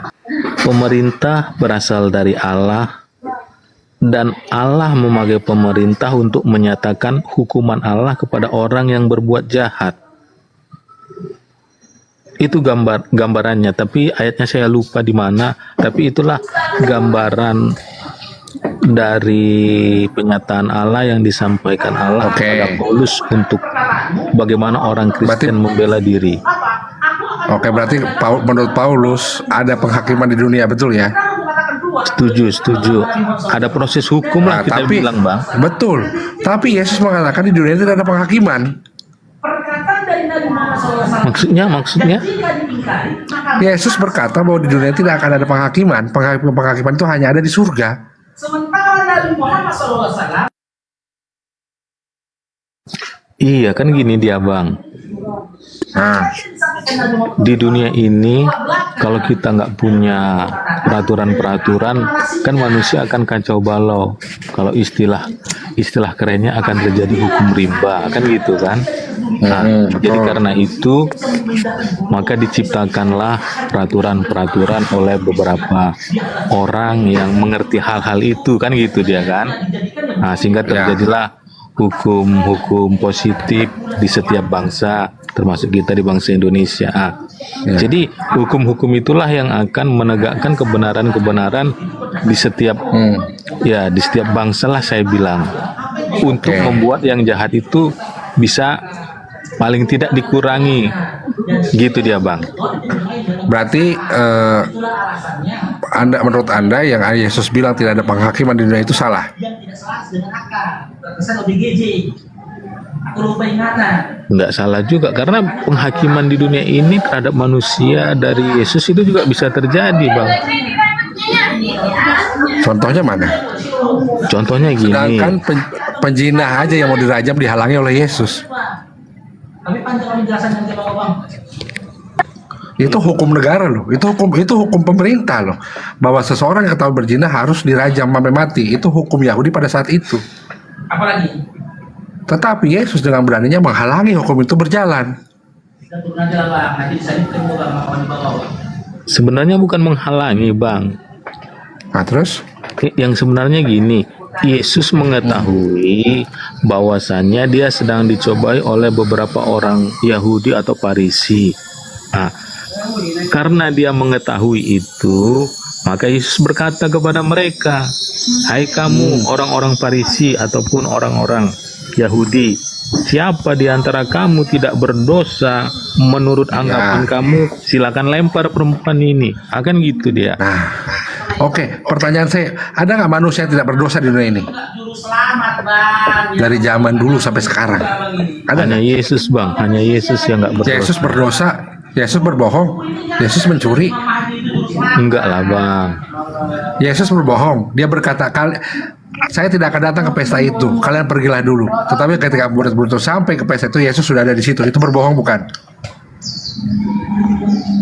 Enggak, menurut saya enggak lah, Bang. Karena gini kan. Enggak, saya gini, ya kan. Apa itu? Kan ada saudara-saudaranya. Enggak, ceritanya kan gini dia. Yang saya ingat gini ya kan. Ketika hari itu hari raya Pantekosta, kalau hari raya apalah gitu ya kan, di orang Yahudi, saudara-saudaranya kan nggak ada sebelum Yesus naik. Ya itu makanya saya lupa hari raya apa namanya ya kan. Pokoknya hari raya orang Yahudi. Pokoknya hari raya orang Yahudi, ya kan. Pada saat terjadi hari raya orang Yahudi, saudara-saudaranya satu ibu lah kita bilang ya kan. Jadi mengatakan kepada dia, kalau kamu ingin dikenal orang, tunjukkanlah dirimu. Kata Yesus kepada saudara-saudaranya itu, waktunya belum tiba. Tapi beberapa saat kemudian, ya kita bilanglah 1, 2, 3 jam kemudian, dia menerima karunia dari Allah. Udah Yesus, nyatakanlah dirimu. Sehingga dia menyatakan dirinya. Gitulah pemahaman saya, Bang. Tapi awalnya dia berbohong tidak kepada muridnya? Enggak, bukan muridnya itu, Bang, saudaranya, saudara. Iya. Yesus punya saudara. Siapa saudaranya? Kan Yesus ini lahir dari perawan Maria. Betul. Setelah Yesus lahir, setelah Maria melahirkan Yesus, kan dia kawin dengan Yusuf. Nah, perkawinan Yusuf dengan Maria itu kan melahirkan beberapa orang anak. Nah, itulah yang itulah yang saya sebut saudaranya Yesus. Mereka beda berapa tahun? Waduh, saya bedanya saya nggak tahu adanya tuh, Bang. Yesus siapa namanya? Siapa, Bang? Nama adanya Yesus siapa namanya? Salah satunya Yudas. Hah? Salah satunya Yudas yang saya ingat. Nah, sekarang pertanyaan saya, waktu kejadian itu adik-adiknya masih pada kecil, dan apakah mungkin adik-adiknya suruh pergi sendiri tanpa dukungan, tanpa ditemani orang tua? Kalau Anda bilang itu saudaranya, itu satu. Kedua, substansinya bukan di siapa yang pergi, tetapi perkataan Yesus yang mengatakan bahwa saya tidak akan ke sana. Waktu saya belum tiba, tetapi orang itu sampai, dia sudah ada di situ. Nah, pertanyaan saya itu bohong atau tidak? Itu berbohong. Iya kan gini. Itu dosa pertama. Dosa kedua, tidak sopan kepada orang tua. Anda nggak tahu ayatnya lagi. Katanya Anda udah baca 6 kali loh. Masa Anda nggak tahu ayat itu?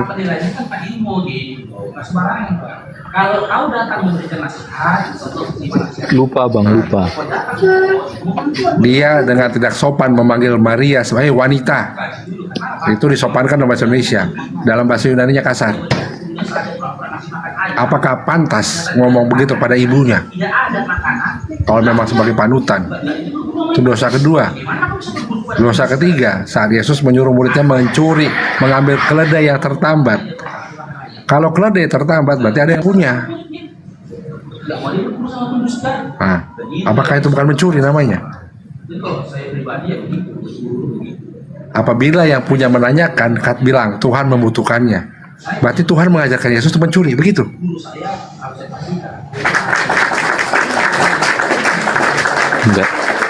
Enggak gitu, Bang.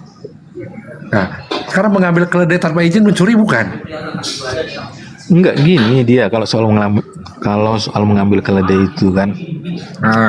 Yesus berkata kepada muridnya pada saat mau terjadi hari Paskah, ya kan? Ya. Pada Petrus dia berkata, Petrus, pergilah kau ke tempat ini. Di sana engkau akan menjumpai seekor keledai dan seseorang yang seekor keledai dan anaknya. Ya, keledai betina dan anaknya, bukan seseorang lain. Itu 2 keledai di situ. Masa hafalan saya sih, Bro? Enggak, seingat saya seperti itu, Bang. Ada seseorang yang akan dia jumpai juga. Bukan, mungkin tidak ada. Itu ada dua versi. Ya, di satu versi tidak ada yang memergoki diambil itu keledai. Ya, di versi lainnya ditanyakan buat apa keledai itu. Iya. Tapi setelah dibawa nih, baru ditanyakan, akan kami pinjam. Ngomongannya pinjam loh. Ternyata dikembalikan nggak? Sampai sekarang dikembalikan nggak, Abang Dak? Udah dikembalikan dia, udah. Dari mana bukti dikembalikan? Itu satu. Jadi kita balik lagi ke duduk perkaranya, duduk permasalahannya, di mana waktu Yesus menanyakan pada orang Farisi, siapa di antara kalian tidak berdosa? Silakan hukumlah wanita ini. Di mana Yesus menanyakan sesuatu yang sudah pasti bahwa tidak ada manusia yang tidak berdosa. Karena sudah jelas tertulis dalam Taurat, manusia hidup dalam kedagingan akan selalu berdosa. Itu sudah jelas. Jadi Yesus memberikan tantangan kepada orang-orang di mana dia sudah tahu jawabannya bahwa tidak akan ada orang yang merajam itu wanita. Berarti itu menghalangi dong.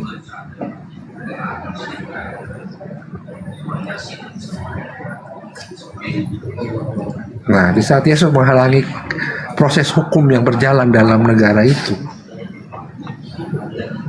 ya, apakah itu itu sinkron dengan perkataan Paulus? Tentu tidak. Itu juga pertanyaannya. Sedangkan dalam Islam sudah ada jelas ajarannya bahwa Islam adalah agama yang ulil amri. Betul Ustaz? Sepakat. Wa ulil amri minkum fa in tanaza'tum fi syai'in farudduhu ila Allah wa Rasul. Lanjut. Nah, bahwa kita diharuskan taat kepada peraturan pemerintah di mana kita hidup. Jadi di Indonesia tidak ada orang yang menjalankan kisos, walaupun kisos sebagian ajaran kisos itu diimplementasikan ke dalam KUHP pidana. Apalagi sekarang jelas ada namanya restoratif justice, di mana dalam hukum kisos dijelaskan bahwa apabila orang itu bertobat dan meminta maaf dan dimaafkan oleh korban, maka tidak jatuhi hukuman. Betul Ustaz? Sepakat. La haddalahu. Lanjut. Nah, ada juga namanya kisos fidyah, kisos denda, di mana orang yang melakukan kesalahan akan denda akan kesalahannya. Itulah yang akan terjadi nanti KUHP tahun 2026, di mana pidana bisa diikutkan dengan restitusi, di mana dia harus menggantikan kerugian korban. Apakah itu tidak sejalan dengan hukum dalam Al-Quran? Sejalan, bos. Nah, jadi memang jelas agama yang benar-benar bisa diimplementasikan di hukum manapun di dunia ini adalah Islam.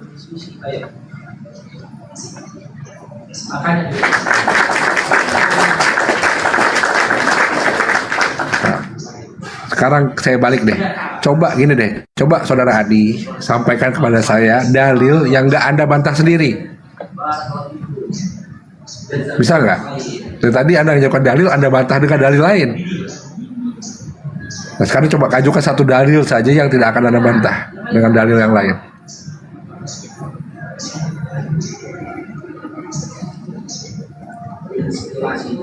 Anda bilang satu terbelah, Anda bilang satu tidak terbelah jadi tiga, tapi Anda menyatakan bahwa pada saat awalnya dua, tiba-tiba jadi tiga, berarti kan membelah diri.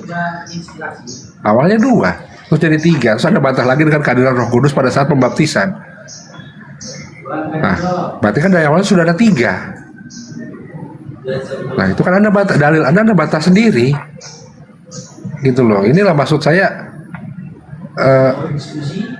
Ada 245 ayat yang kontradiktif di dalam perjanjian baru saja.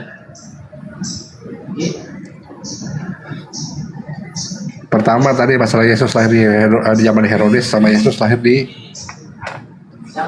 zaman Herodes Agung, itu satu kontradiktif.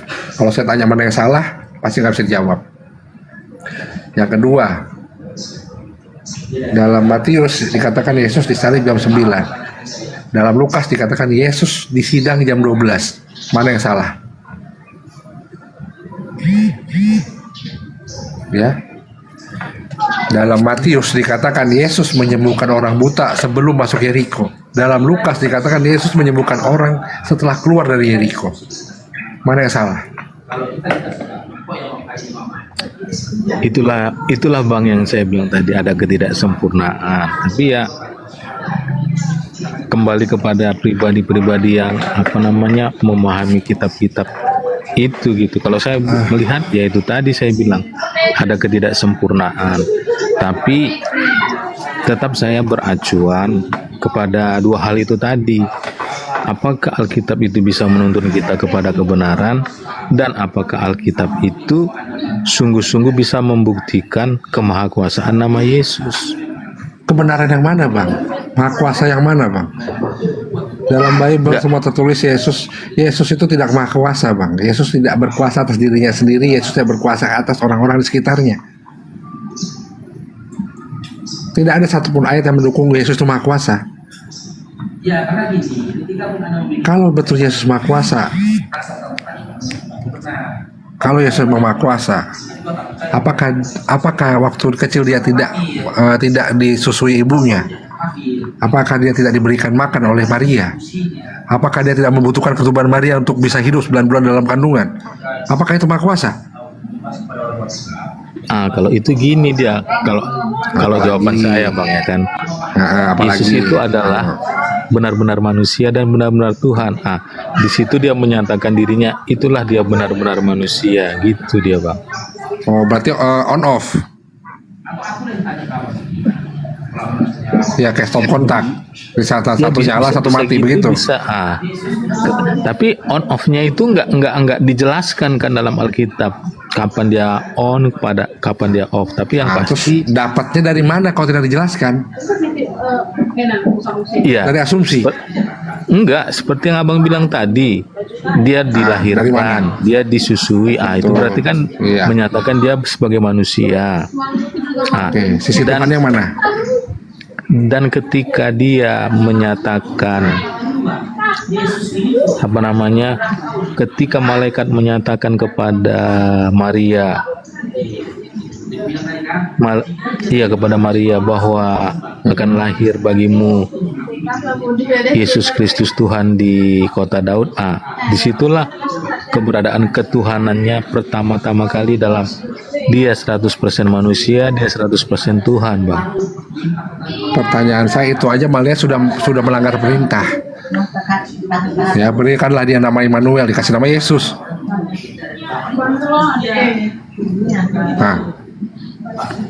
Apakah itu tidak melanggar perintah malaikat langsung? Maria ini ngeyel. Tapi kan dijelaskan dalam kitab Matius dari Immanuel ke Yesus itu, Bang. Dijelasinnya gimana coba? Apa hubungannya? Sebentar sahabat, saya buka ya.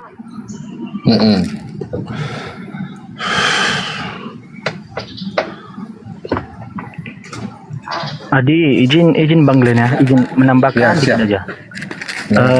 Yang Anda katakan tadi, datang malaikat ataupun menyatakan bahwa kau akan mengandung anak manusia Tuhan Yesus yang Anda sebutkan barusan, itu tidak ada ayatnya seperti itu. Dia hanya menyatakan ya, hari ini telah lahir bagi juru selamat yaitu Kristus. Banyak lagi ayat yang selanjutnya yang mengatakan sesungguhnya engkau akan mengandung dan akan melahirkan seorang anak laki-laki dan hendaklah engkau menamai dia Yesus. Tidak ada di situ kata Tuhan. Lukas 2 ayat 11. Lukas 2 ayat 11 ada. Apa coba? Coba ya, apa dibilang itu? Coba. Oke, sebentar saya buka ya Lukas 2 ayat 11. Iya. Tidak ada Tuhan di situ. Tuhan tidak ada di situ. Tuhan tidak ada, tidak ada. Iya, saya akan baca. Tidak ada. Iya, di Alkitab saya ada. Sebentar saya bacakan. Coba. Hari ini telah lahir bagi kamu Juru Selamat Yesus Kristus Tuhan di kota Daud. Nah, itulah ayat ada berapa kata itu, Bang? Coba sebutkan. Karena kan nggak Anda bilang. Lukas pasal 2 ayat 11, Bang. Lukas pasal 2 ayat 11. Kamu pakai apa? TB terbaru atau gimana? Kok agak besar? Iya. Enggak. Alkitab yang dikeluarkan LA ini kan hanya 2. Satu TL, satu TB. TB itu yang dimulai dari tahun 1974 sampai sekarang. Ya, terus? Nah, itulah yang saya pakai, Bang. Oke, kita lihat versi aslinya ya, Bang. Ayat 11 tadi ya, Bang. Iya, Bang. Izin bisa saya besarkan nggak? Izin saya bisa izin ya, Bang Glenn. Bang Glenn. Izin bisa saya dibesarkan, saya nunjukin data. Izin Bang Glenn. Bisa siap. Lanjut. Pada terjemahan tahun 1646 yang tertua, di terjemahannya itu bukan kata Tuhan. Ini dia.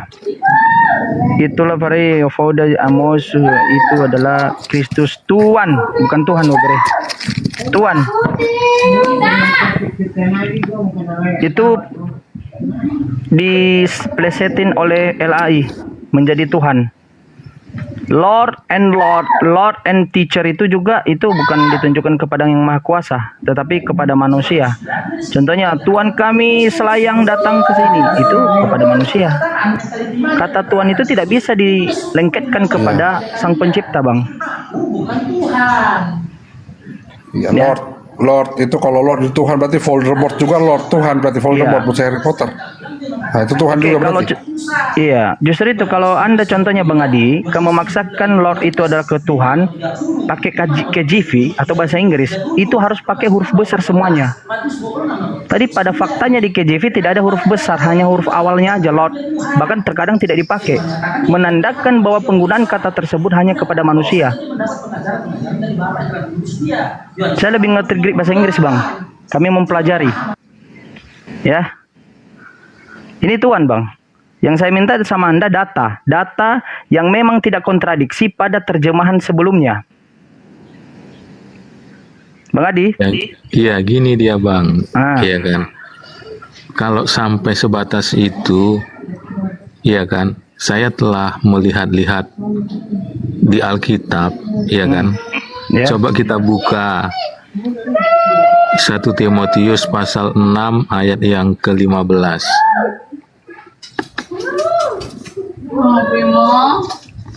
Ya, coba Bang baca. Kenapa nggak ngasih data?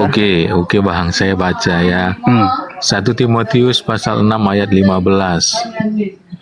Yaitu saat yang akan ditentukan oleh penguasa yang satu-satunya dan yang penuh bahagia.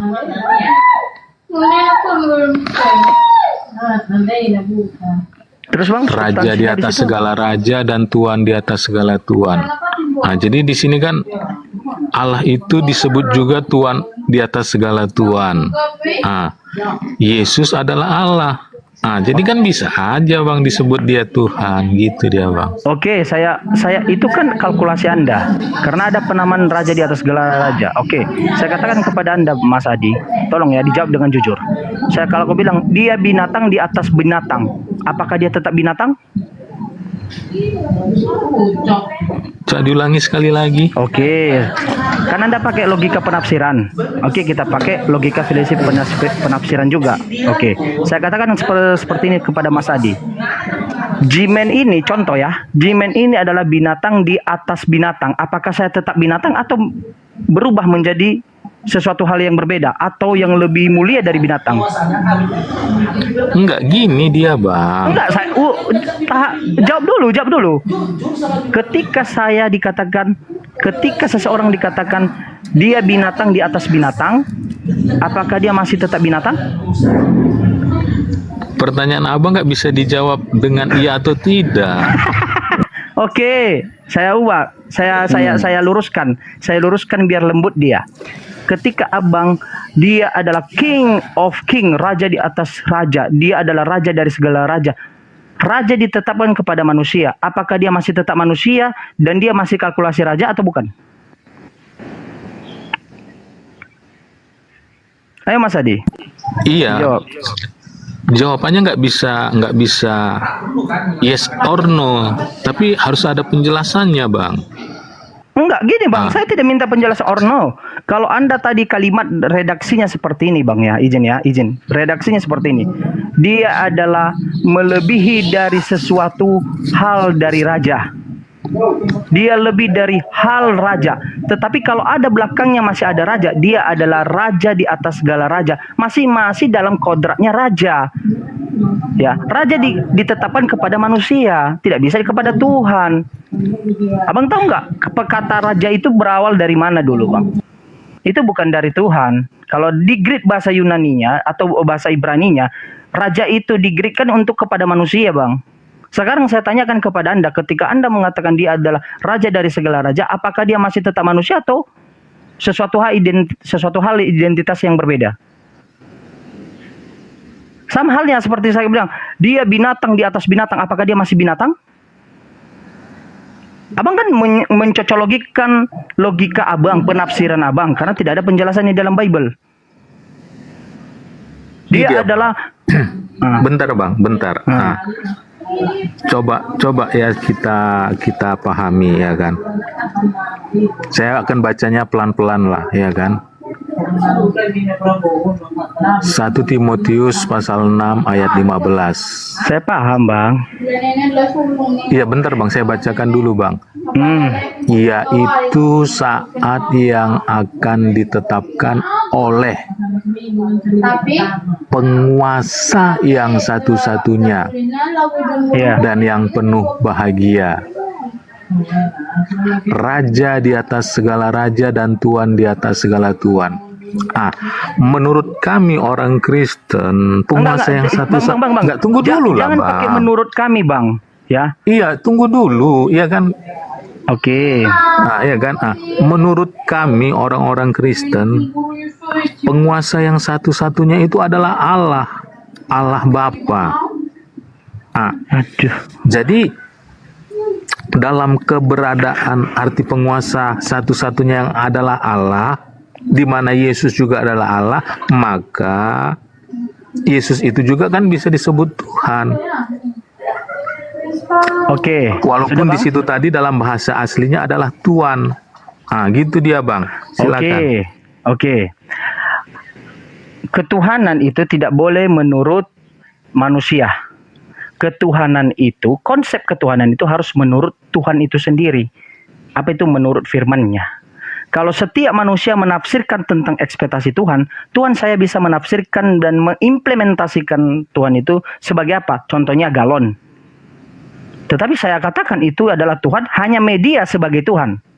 Itu yang dilakukan agama-agama yang membuat patung, yang membuat simbol. Itu satu poin. Kedua, saudaraku, ketika Anda mengatakan King of King, itu sebenarnya bukan dari firman Tuhan berawalnya, saudaraku. Mari kita buka data. Izin ya, saya buka data dulu ya. Itu pertama kali terdapat di Tertulian, ya. Di mana ajaran Tertulian itu sebelumnya, ajaran sebelum lahirnya Yesus sudah ada namanya King of King. Pernyataan hal diksi yang sama. Ini Bang, ini data kita ini data yang resmi ya Bang, bahkan dilindungi Atlas Obscura, ya. Di mana di data Obscura tersebut, Atlas Obscura, di sana dikatakan Triad ditemukan pusat kota terbesar kuil, ya. Satu kuil Jupiter Capitolonus, kuil dibangun, di mana ada di situ. Di bagian candi berdiri pusat kota ada namanya Minerva sebelah kiri, ya, pusat kota, ya, yang di mana Minerva itu putri Jupiter yang menyatakan 3 pribadi 1 tuan. Tetapi Jupiter ini masih dalam keadaan apa? Bapa atau Tuhan dari segala Tuhan, Raja dari segala raja, Dewa dari segala dewa. Itu doktrinnya sebelumnya itu sudah digunakan oleh para penyembah dewa. Ini dia Bang. 3, lihat deh. Ini dia. Ini putrinya, seorang raja juga. Ini istrinya, seorang raja. Inilah pemimpinnya. Raja di atas segala raja. Itu lebih ke penyembah dewa Jupiter Bang. Lalu digunakan, siapa sih yang menggunakan ini? Mari kita ke biografi of Tertullian. Biografi of Tertullian ini Bang ya, data kita ini religion. Ini resmi Bang, dilindungi pun bahkan, ya. Biografi Tertullian ini adalah bapak teologi Latin, yang mana Tritunggal Trinitas. Di mana sebelum dia menjadi seorang Kristen, sebelum dia masuk dalam Kristen, kepercayaan dia ini, tadi ini Kapitol Triad. Ini dia. Ini kepercayaannya. Lalu, siapa yang mencetuskan Tritunggal? Yang mencetuskan Tritunggal itu adalah Tertullian. Ini dia. Ya. Tertullian lahir di Katargo, Provinsi Romawi di Afrika Utara.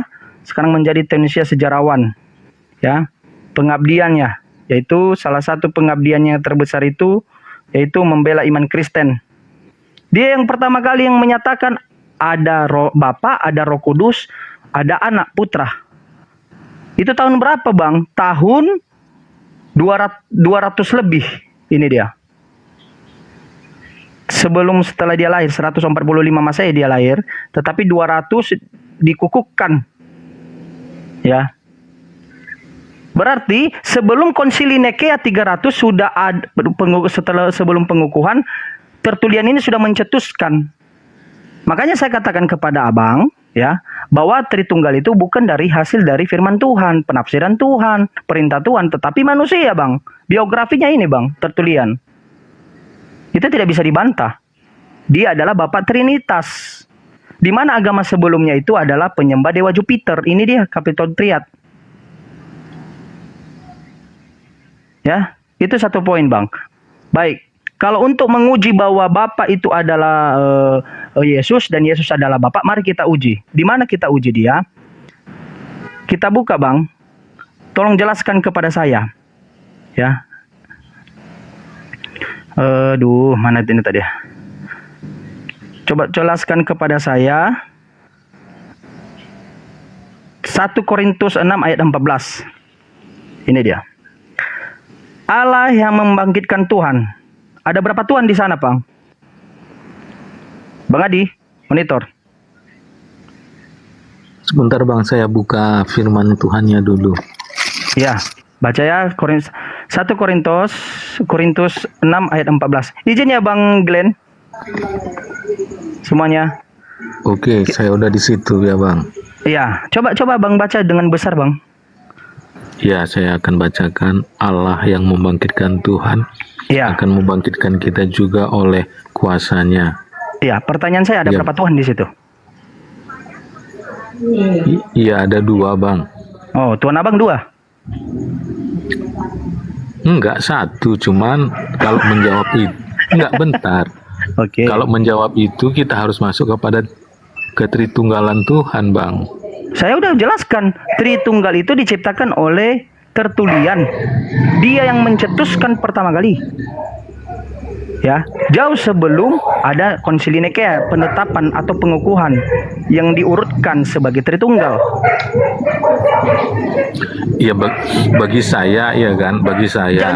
Jangan Abang katakan bagi saya, Bang. Firman gini ya, iman itu, Bang, jangan dikatakan bagi saya, tetapi bagi ajaran yang disampaikan oleh Tuhan. Lalu saya mengimani dia, tidak lari dari apa yang disampaikan oleh Tuhan. Itu yang benar, Bang. Kalau Abang katakan bagi saya kan sudah katakan, bagi saya juga galon yang saya ketok ini, saya anggap sebagai Tuhan, bisa, Bang. Karena tidak ada relnya, tidak ada pedomannya. Iya, saya setuju. Cuman kan gini, apa yang tertulis dalam Alkitab ini, ya kan, bagi umat Kristen mayoritas, ya kan, mungkin udah 90% ke atas, itu adalah kebenaran-kebenaran. Dari mana Abang bisa gini, Bang? Dari mana Abang bisa menyatakan suatu kebenaran pada dasarnya dibantah oleh data?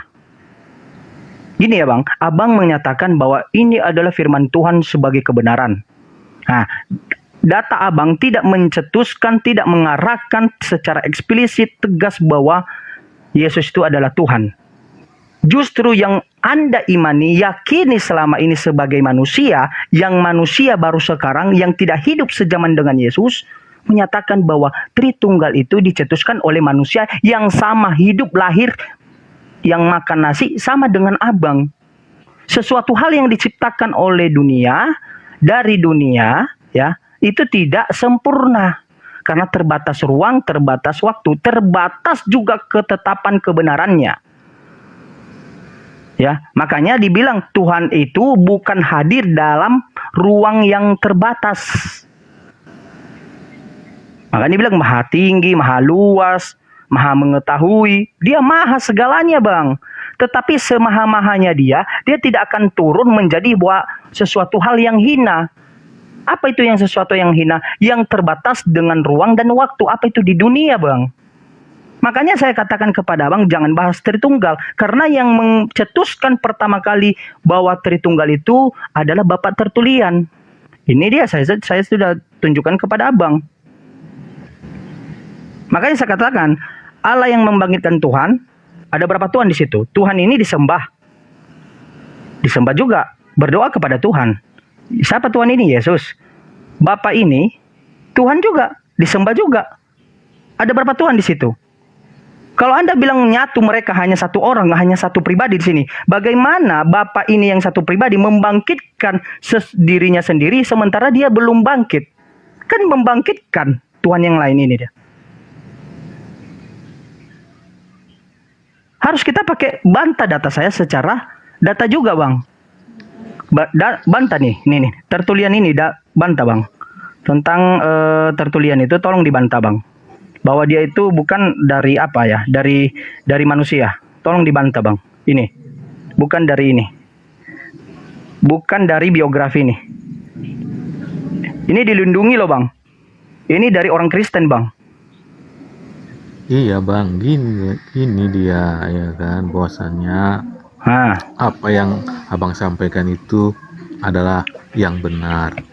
Cuman kan gini, seperti saya bilang tadi ke Bang Glenn, saya nggak sampai sejauh itu mendalaminya. Cuman kalau abang menjelaskan itu ya saya terima gitu kan. Gini bang, jangan Anda mengatakan dengan alibi, saya belum sampai ke sana, Bang. Harus sampai. Ya, untuk memahami firman Tuhan, kita harus meneliti lebih dalam. Kita harus mengkaji lebih dalam. Kajiannya, penafsirannya bukan daripada manusia. Ya, kita menafsirkan contohnya ketika Yesus berkata seperti ini, Yohanes 4 ayat 24, ya, Bapa itu adalah roh dan menyembah dia dalam roh dan kebenaran. Lalu kita menafsirkan, oh roh adalah manusia, padahal roh itu tidak berwujud, berdaging, bertulang, berdarah. Yesus bertulang, berdarah, berdaging. Tidak akan masuk, Bang. Bagaimana memaksakan itu? Jangan menjadi suatu alibi itu, Bang.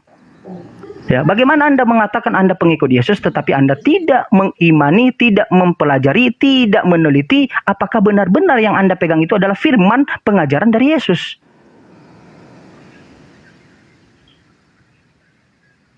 Justru kalau abang contohnya mengatakan, oh itu dari pandangan bapak-bapak gereja yang kami imani, berarti Anda mengikuti ajaran manusia. Maka janganlah kau katakan Anda adalah pengikut Yesus. Pengikut manusia. Simpel kok. Ya. Gini dia bang, iya kan? Udah saya jelaskan tadi kepada Bang Glenn, bahwasannya di kekristenan itu ada yang namanya Roh Kudus. Nah, jadi pemimpin-pemimpin gereja saya, ya kan, terutama yang ada di aliran karismatik, ya kan, mereka menerima pewahyuan bahwasannya apa yang tertulis dalam Alkitab ini adalah kebenaran-kebenaran. Oke, dan saya itu sudah bisa dapat. dibuktikannya. Oke, saya sudah dapat. Kan? Saya sudah dapat poinnya.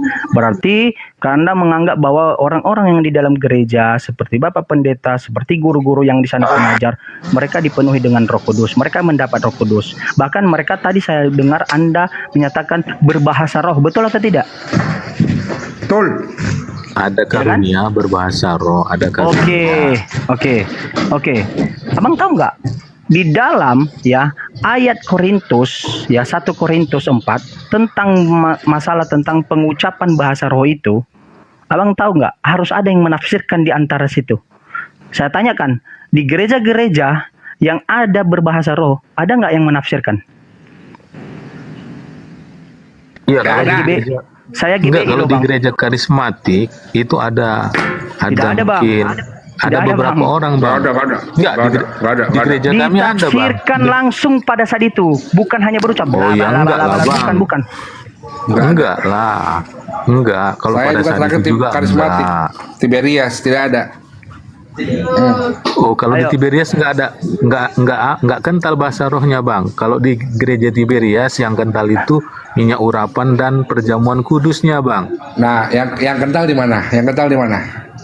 Yang kental itu di GBI sama gereja Mawar Saron. Bang, saya GBI, Bang. GBI saya mana, GBI, Bang? GBI mana? Saya Carrefour, Bang. Medan. Oh, Carrefour Medan. Pendeta siapa yang abang kenal di sana? Gimana? Pendeta siapa namanya yang abang kenal di sana? Ada Pak Caniago, ada. Caniago, Pak Ginting ada satu orang. Bapak Pendeta yang dari Jawa satu orang. Saya lupa namanya. Kalau gembalanya di sana, kan itu gak ada gembala daerah, daerah Bang. Sumatera Utara. Gini, Bang. Siapa nama gembala daerahnya, Bang? Bang, sana berbahasa roh. Enggak. Sana dengerin. Enggak, sana saya tanya dulu. Enggak, Iya. bentar. Siapa nama gembala daerahnya di Sumatera Utara untuk GBI yang di Carrefour? sekarang ya, Bang. Enggak, ini dulu lah, Bang. Enggak, sekarang saat ini atau kayak mana? Enggak, saya nanya ke abang karena abang telah ngaku bahwasanya abang adalah jemaat dari GBI Carrefour, ya kan? Jadi saya tanya tadi ada beberapa pendeta yang abang sebut.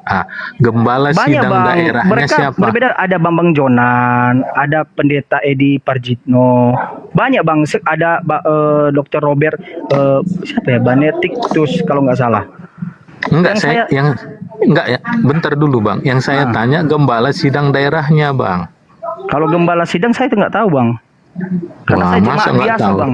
Saya jemaat biasa. Selama saya jemaat biasa di GBI, saya tidak pernah ada yang menafsirkan, memaparkan, oh ini artinya yang barusan diucapkan.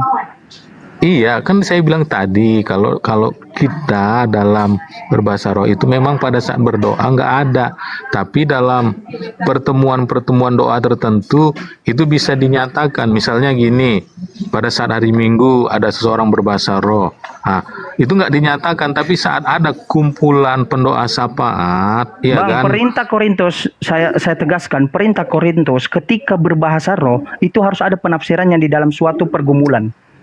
Itu Korintus, Bang. Mau gimana lagi abang membantahnya? Harus ada dua orang yang menafsirkan. Nggak ada kata pada saat itu juga. Ya kan nggak ada di situ. Bagaimana jemaat tahu arti apa yang diucapkan? Kami aja jemaat biasa, kami sampai hari ini tidak tahu loh artinya, Bang. Bahkan berbeda-beda loh pengucapannya, Bang. Banyak, hanya itu perkata kalimat yang paling kotor itu laba-laba. Tapi tempo nadanya, tempo pengucapannya berbeda-beda. Bagaimana bisa kita mengerti arti yang diucapkan? Bahkan kami banyak yang mengatakan ini entah orang gila yang ngomong ini atau apa, kayak mana? Mohon maaf, Bang. Karena tidak ada yang menerjemahkan, Bang. Iya, gini dia, Bang. Oke, saya tanya Anda, mungkin Anda lebih paham tentang bahasa roh. Saya jemaat biasa tidak paham bahasa roh. Saya tanya, apa arti laba-laba? Apa artinya? Jawab, apa artinya? Itu nggak ada, saya belum pernah tahu, Bang, ya kan? Cuman gini dia, Bang. Kalau artinya nggak ada, cuman kan gini. Anda terlalu kontras ya mengatakan bahwa Anda lebih paham tentang bahasa roh. Oke, saya tanya, dalam bahasa roh laba-laba itu artinya apa, coba, Bang? Di dalam Alkitab nggak ada disuruh mengartikan, menafsirkan, Bang. Menafsirkan. Tetapi di dalam Bible beda dengan mengartikan. Tetapi di dalam Bible ada yang menerjemahkan. Nggak ada, Bang. Jemaat pada nggak ada saat itu menafsirkan, mengerti. menafsirkan yang ada, Bang. Menafsirkan. Coba abang tunjukkan kepada saya. Gini. Coba. Bagaimana kita menafsirkan tanpa penerjemahan? Iya, justru itu. Coba gimana? Ini lucu nih. Coba. Gini dia, Bang. Lucu nih. Menerjemahkan itu seperti ini dia. Misalnya kayak bahasa Inggris. Oke, penafsirannya seperti apa, Bang? Misalnya gini, misalnya dalam bahasa Inggris kan, what is your name? Kalau diterjemahkan, siapakah namamu? Maghrib dulu ya, lanjut Hijimen dan saudaraku semuanya. Saya sholat maghrib dulu. Oke, assalamualaikum warahmatullahi wabarakatuh. Lanjut. Shalom, Bang Buya. Misalnya dalam bahasa Inggris kan ada ditulis. Iya, oke, saya ikuti, Bang. Saya ikuti. Itu terjemahan. Oke, kita bilang diterjemahkan nama saya adalah Adi. Tapi kalau penafsirannya, nama orang itu adalah Adi. Kan bisa saja gitu, namanya penafsiran. Iya. Sabar ya, Bang. Oke, kalau Bang. penama itu tidak bisa diterjemahkan, ya. Nama tidak bisa ditafsirkan, ya. Ingat ya, tidak bisa. Karena itu penamaan proper 6. Satu itu poin. Kedua, saya mau tanya sama Abang, ya. Anda mengatakan itu harus menafsirkan. Pak, ada 2 jemaat yang menafsirkan agar para jemaat yang berkumpul dalam pergumulan itu mengerti. Saya tanyakan, ada nggak yang di dalam gereja menafsirkan dan menjelaskan kepada jemaat arti dari apa yang disampaikan oleh bahasa roh tersebut? Ada nggak? Kalau memang ada, apa artinya? Apa dari penafsirannya? Tolong jelaskan. Laba-laba penafsirannya apa, coba? Saya uji loh. Bang Adi. Iya, kalau pengalaman saya, ini pengalaman saya. Saya pernah mengalami hal itu. Makanya saya bilang ada. Kan gitu. Artinya Irasional berarti goib. enggak rasional ini bang. Misalnya gini ya kan. Rasional lah. Iya, misalnya gini Bang Glenn, ya kan. Saat Nah, ibadah gimana? raya hari Minggu, ya kan, ibadah raya hari Minggu. Biasanya itu kan pemimpin pujian ataupun pendeta ada berbahasa roh di atas mimbar. Nah, saat berbahasa roh di mimbar memang nggak apa namanya, nggak ada yang mengartikan. Tetapi berarti ketika enggak, bentar dulu Bang. Tetapi ketika ada namanya perkumpulan pendoa syafaat, di situ bisa dijelaskan atau diartikan. Oh, waktu pendeta itu berbahasa roh, ini yang dimaksudkan. Bang. Tuhan akan Berarti menyatakan. ada penerjemahan. Penerjemahan berarti ada penerjemahan berarti. Penafsiran tepatnya Bang. Kalau Oke, penerjemahan gini, Bang Jimen. kata baik Bentar, Bang kata. Jimen. Gini ya. Coba saya ngomong satu kata, Anda langsung tafsirkan tanpa terjemahin. Bisa?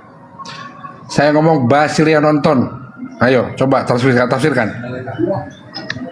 Enggak, penafsiran ini kan nggak bisa sebegitunya Ya, Bang. tafsirkan. Ya. Makanya Anda menafsirkan tanpa penerjemahan itu bullshit.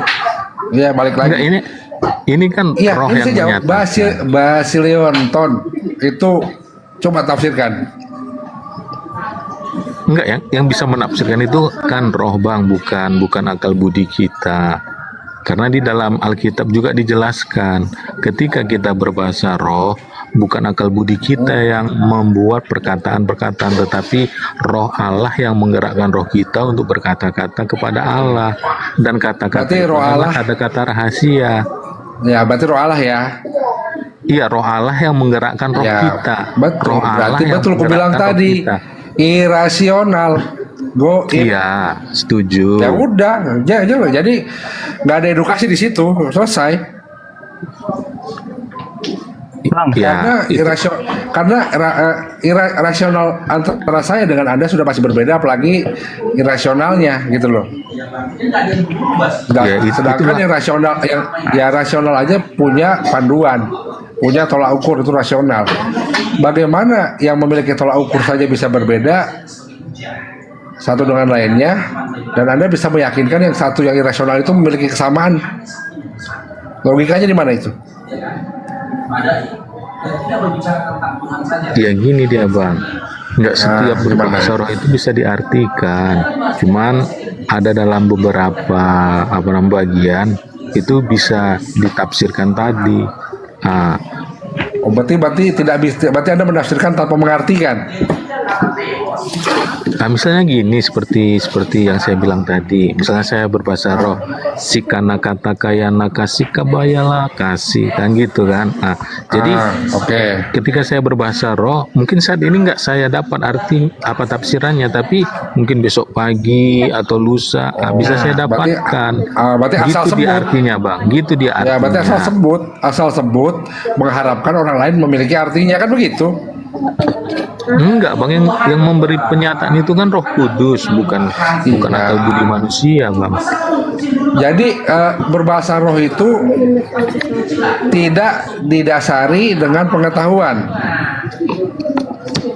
Betul. Iyalah Bang, hanya pernyataan Roh Kudus. Berarti irasional kan? Iya, ilahi lah Bang.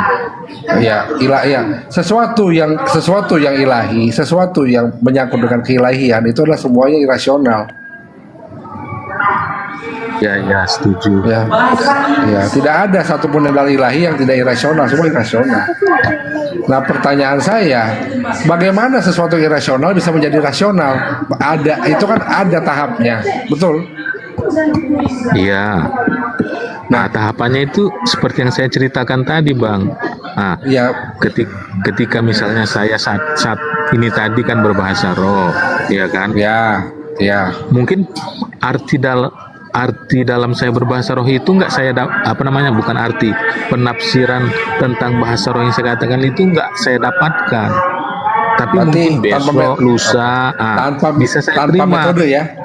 Tanpa metode ya. Maksudnya metodenya apa itu Bang? Ya, setiap hal yang irasional menjadi rasional itu membutuhkan tahapan. Itulah metode tadi, betul? Tidak bisa kita tidak bisa kita merubah sesuatu yang irasional menjadi rasional tanpa metode. Kalau metode Itu dia. saya nggak setuju bang, tapi kalau tahapan saya setuju. Metode gini, metode itu adalah bagian dari tahapan, betul nggak? Saya rasa enggak bang, saya rasa. Ya, jadi Metode tahapannya kan apa? pengertiannya. Oke, Kalau tahapannya apa metode kalau kan bukan metode? Kalau metode kan itu langkah-langkah ilmiah itu bang, setahu saya. Metode ada bilang metode langkah-langkah Ilmiah. dengan tahapan bedanya apa, bos? Langkah-langkah Kalau dengan tahapan tahapan-tahapan bedanya apa? sama. Sama langkah-langkah sama dong. Iya, cuman kalau metode itu kan ada hubungannya dengan keilmuan bang. Itu makanya disebut ilmiah dia kan. Ya, berarti ini tidak ada. Berarti untuk merubah sesuatu irasional menjadi rasional, Anda tidak melalui tahapan ilmiah, begitu? Enggak, tahapan-tahapan aja bang. Kalau ilmiahnya nggak bisa diilmiahkan Iya, makanya- sebabnya. Iya. Berarti nggak ada ilmiahnya. Iya. Berarti siapapun bisa untuk menafsirkan, betul? Iya, siapapun bisa kalau dia menerima roh kudus, kenyataan roh kudus. Bang. Siapapun bisa. Iya. Menerima roh kudus itu tahapan atau bukan? Gimana? Kan Anda bilang Anda harus menerima roh kudus dulu untuk bisa menafsirkan itu, betul ya? Tadi Anda bilang begitu kan? Iya, iya. Berarti itu tahapan kan? Iya. Oke. Untuk bisa menerima roh kudus itu ada metodenya nggak? Ada caranya nggak? Ya jelas ada lah bang, kalau itu. Apa caranya? Nah, kalau kita mau menerima roh kudus, ya kan, pertama-tama kita harus mendengar firman Tuhan. Setelah mendengar firman Tuhan ataupun berita Injil, kita harus percaya kepada Yesus sebagai Tuhan dan Kristus. Kalau dalam kami karismatik, kepercayaan itu diwujudkan dalam doa pengakuan iman namanya. Doa pengakuan iman. Nah, setelah ada doa pengakuan iman, barulah masuk ke dalam pembaptisan. Nah, setelah masuk ke dalam pembaptisan, maka ada namanya doa pencurahan Roh Kudus. Di saat doa pencurahan Roh Kudus, disitulah kesempatan seseorang menerima Roh Kudus di dalam dirinya. Gitu dia bang. Yang mencurahkan siapa? Ya Allah Bapa lah bang. Kita berdoa kepada Allah Bapa untuk mencurahkan Roh Kudus. Biasanya yang berdoa itu biasanya yang berdoa itu pendeta-pendeta bang yang melakukan. Pertanyaan saya, apakah pendeta-pendeta itu sudah kepenuhan Roh Kudus? Kalau soal kepenuhan saya nggak bisa pastikan, tapi kalau dia udah punya Roh Kudus, ya betul. Bagaimana dia bisa memberikan Roh Kudus pada Anda sedangkan dia belum kepenuhan?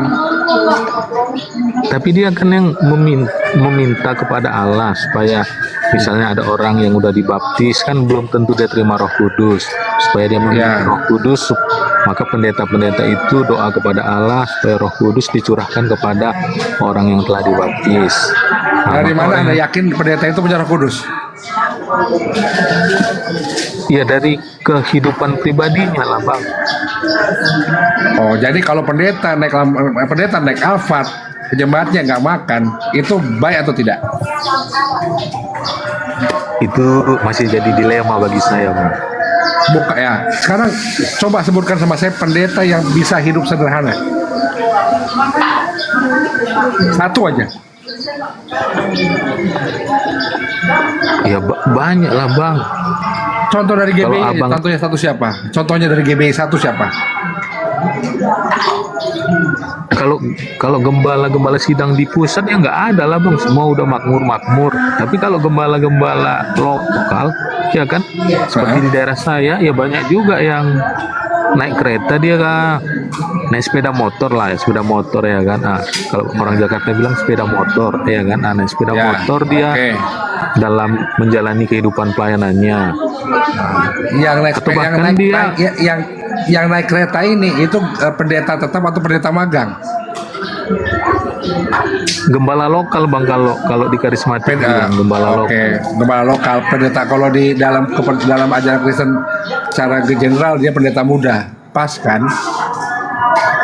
Ya pasti PDM, pendeta muda. Kalau di yang belum bukan PDM Bang, PDP, pendeta pertama. Apa? Kalau di Ya, itu di karismatik. Ya. Apa? Kalau di karismatik tingkatan gelar Gembala. ya, kalau di karismatik gelar kependetaan itu dari PDP, baru PDM, baru pendeta penuh. Oke, bedanya PDP dengan PDM apa? Itu hanya tingkatan aja itu Bang. Kalau kita jadi oke. Dari PDP ke pendeta tetap yang bisa gini loh. Yang bisa menentukan ini PDP menjadi pendeta tetap itu apa?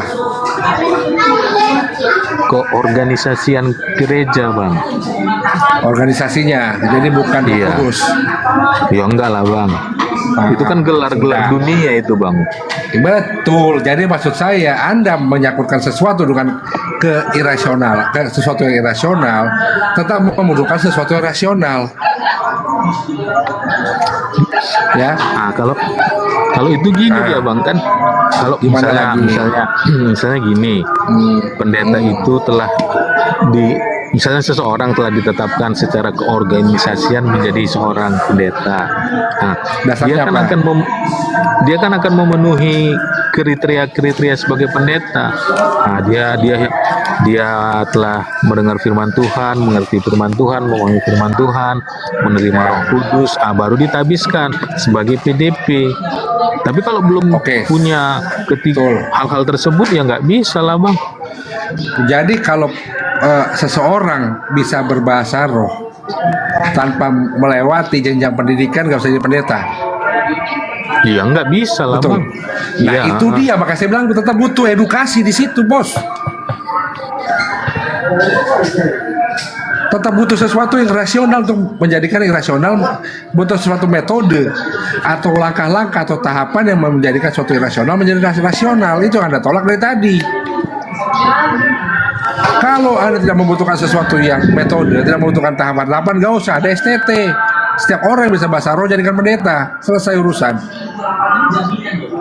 Ini izin Bang. Begitulah Bang. Bang Glenn, saya mau tanya juga. Ini Bang Glenn juga sama Bang Adi lah. Sama Bang Adi lah dulu. Nanti bisa ditanggapi Bang Glenn juga. Ini tidak rasionalnya lagi lebih kayak gini. Rata-rata di dalam gereja GBI yang berbahasa roh itu kenapa selalu para pengurusnya? Sementara di ayat Korintus menyatakan bahwa setiap orang, tidak disebutkan pendeta, tidak disebutkan para pengurusnya, itu seperti sudah diatur terstruktur. Ya. Jadi ketika di hadapan para jemaat itu tidak rasional. Ya, seandainya bahasa roh itu memang menetap benar-benar ada, kenapa tidak memasuki orang lain? Kenapa orang-orang itu yang sama yang memasuki? Kenapa coba? Dari pernyataan pengurus, Abang, Bang. Gini Bang, dari pernyataan Abang ini ya kan, saya nggak yakin Abang pernah gereja di karismatik. Waduh, mampuslah kita. Bang, iya. Saya perlu lagi flashback ke belakang untuk menceritakan dan membuktikan. Saya itu naik di atas room itu tunjukin KTP loh Bang. Saya masuk seperti itu, saya tunjukkan foto-foto saya Bang, pada pengurus API. Ya. Iya, enggak dari cerita Abang saya bilang ya kan. Masa di dalam perjalanan Abang sebagai jemaat di karismatik Abang nggak pernah beri pengerti? Bukan berpengertian Bang, saya sampai hari ini tidak masuk dalam sama saya berbahasa roh. Roh Kudus yang dikatakan Anda bisa berucap dengan sendirinya, mulut Anda nanti bla bla bla bla bla. Itu bisa, tidak pernah Bang. Di sebelah saya yang duduk, teman saya sampai hari ini belum. Bahkan dia ketawa gitu. Sama-sama gitu. Berarti saya bisa simpulkan bahwa enggak gini Bang. Berarti saya bisa simpulkan Abang ini GBI GJJ namanya Bang. Waduh, salah Bang. GBI Bang. Kalau Gereja Jalan-Jalan. Bang, kalau Anda menyatakan Kristen yang paling sempurna dan paling menerima Roh Kudus itu adalah GBI, bagaimana dengan gereja lain? Bagaimana dengan BNKP, HKBP? Mereka tidak berbahasa roh juga seperti yang dilaksanakan oleh GBI. BNKP itu tidak dilaksanakan. Tidak pernah ada namanya berbahasa roh di dalam gereja. Bahkan ini abang udah berbicara denominasi.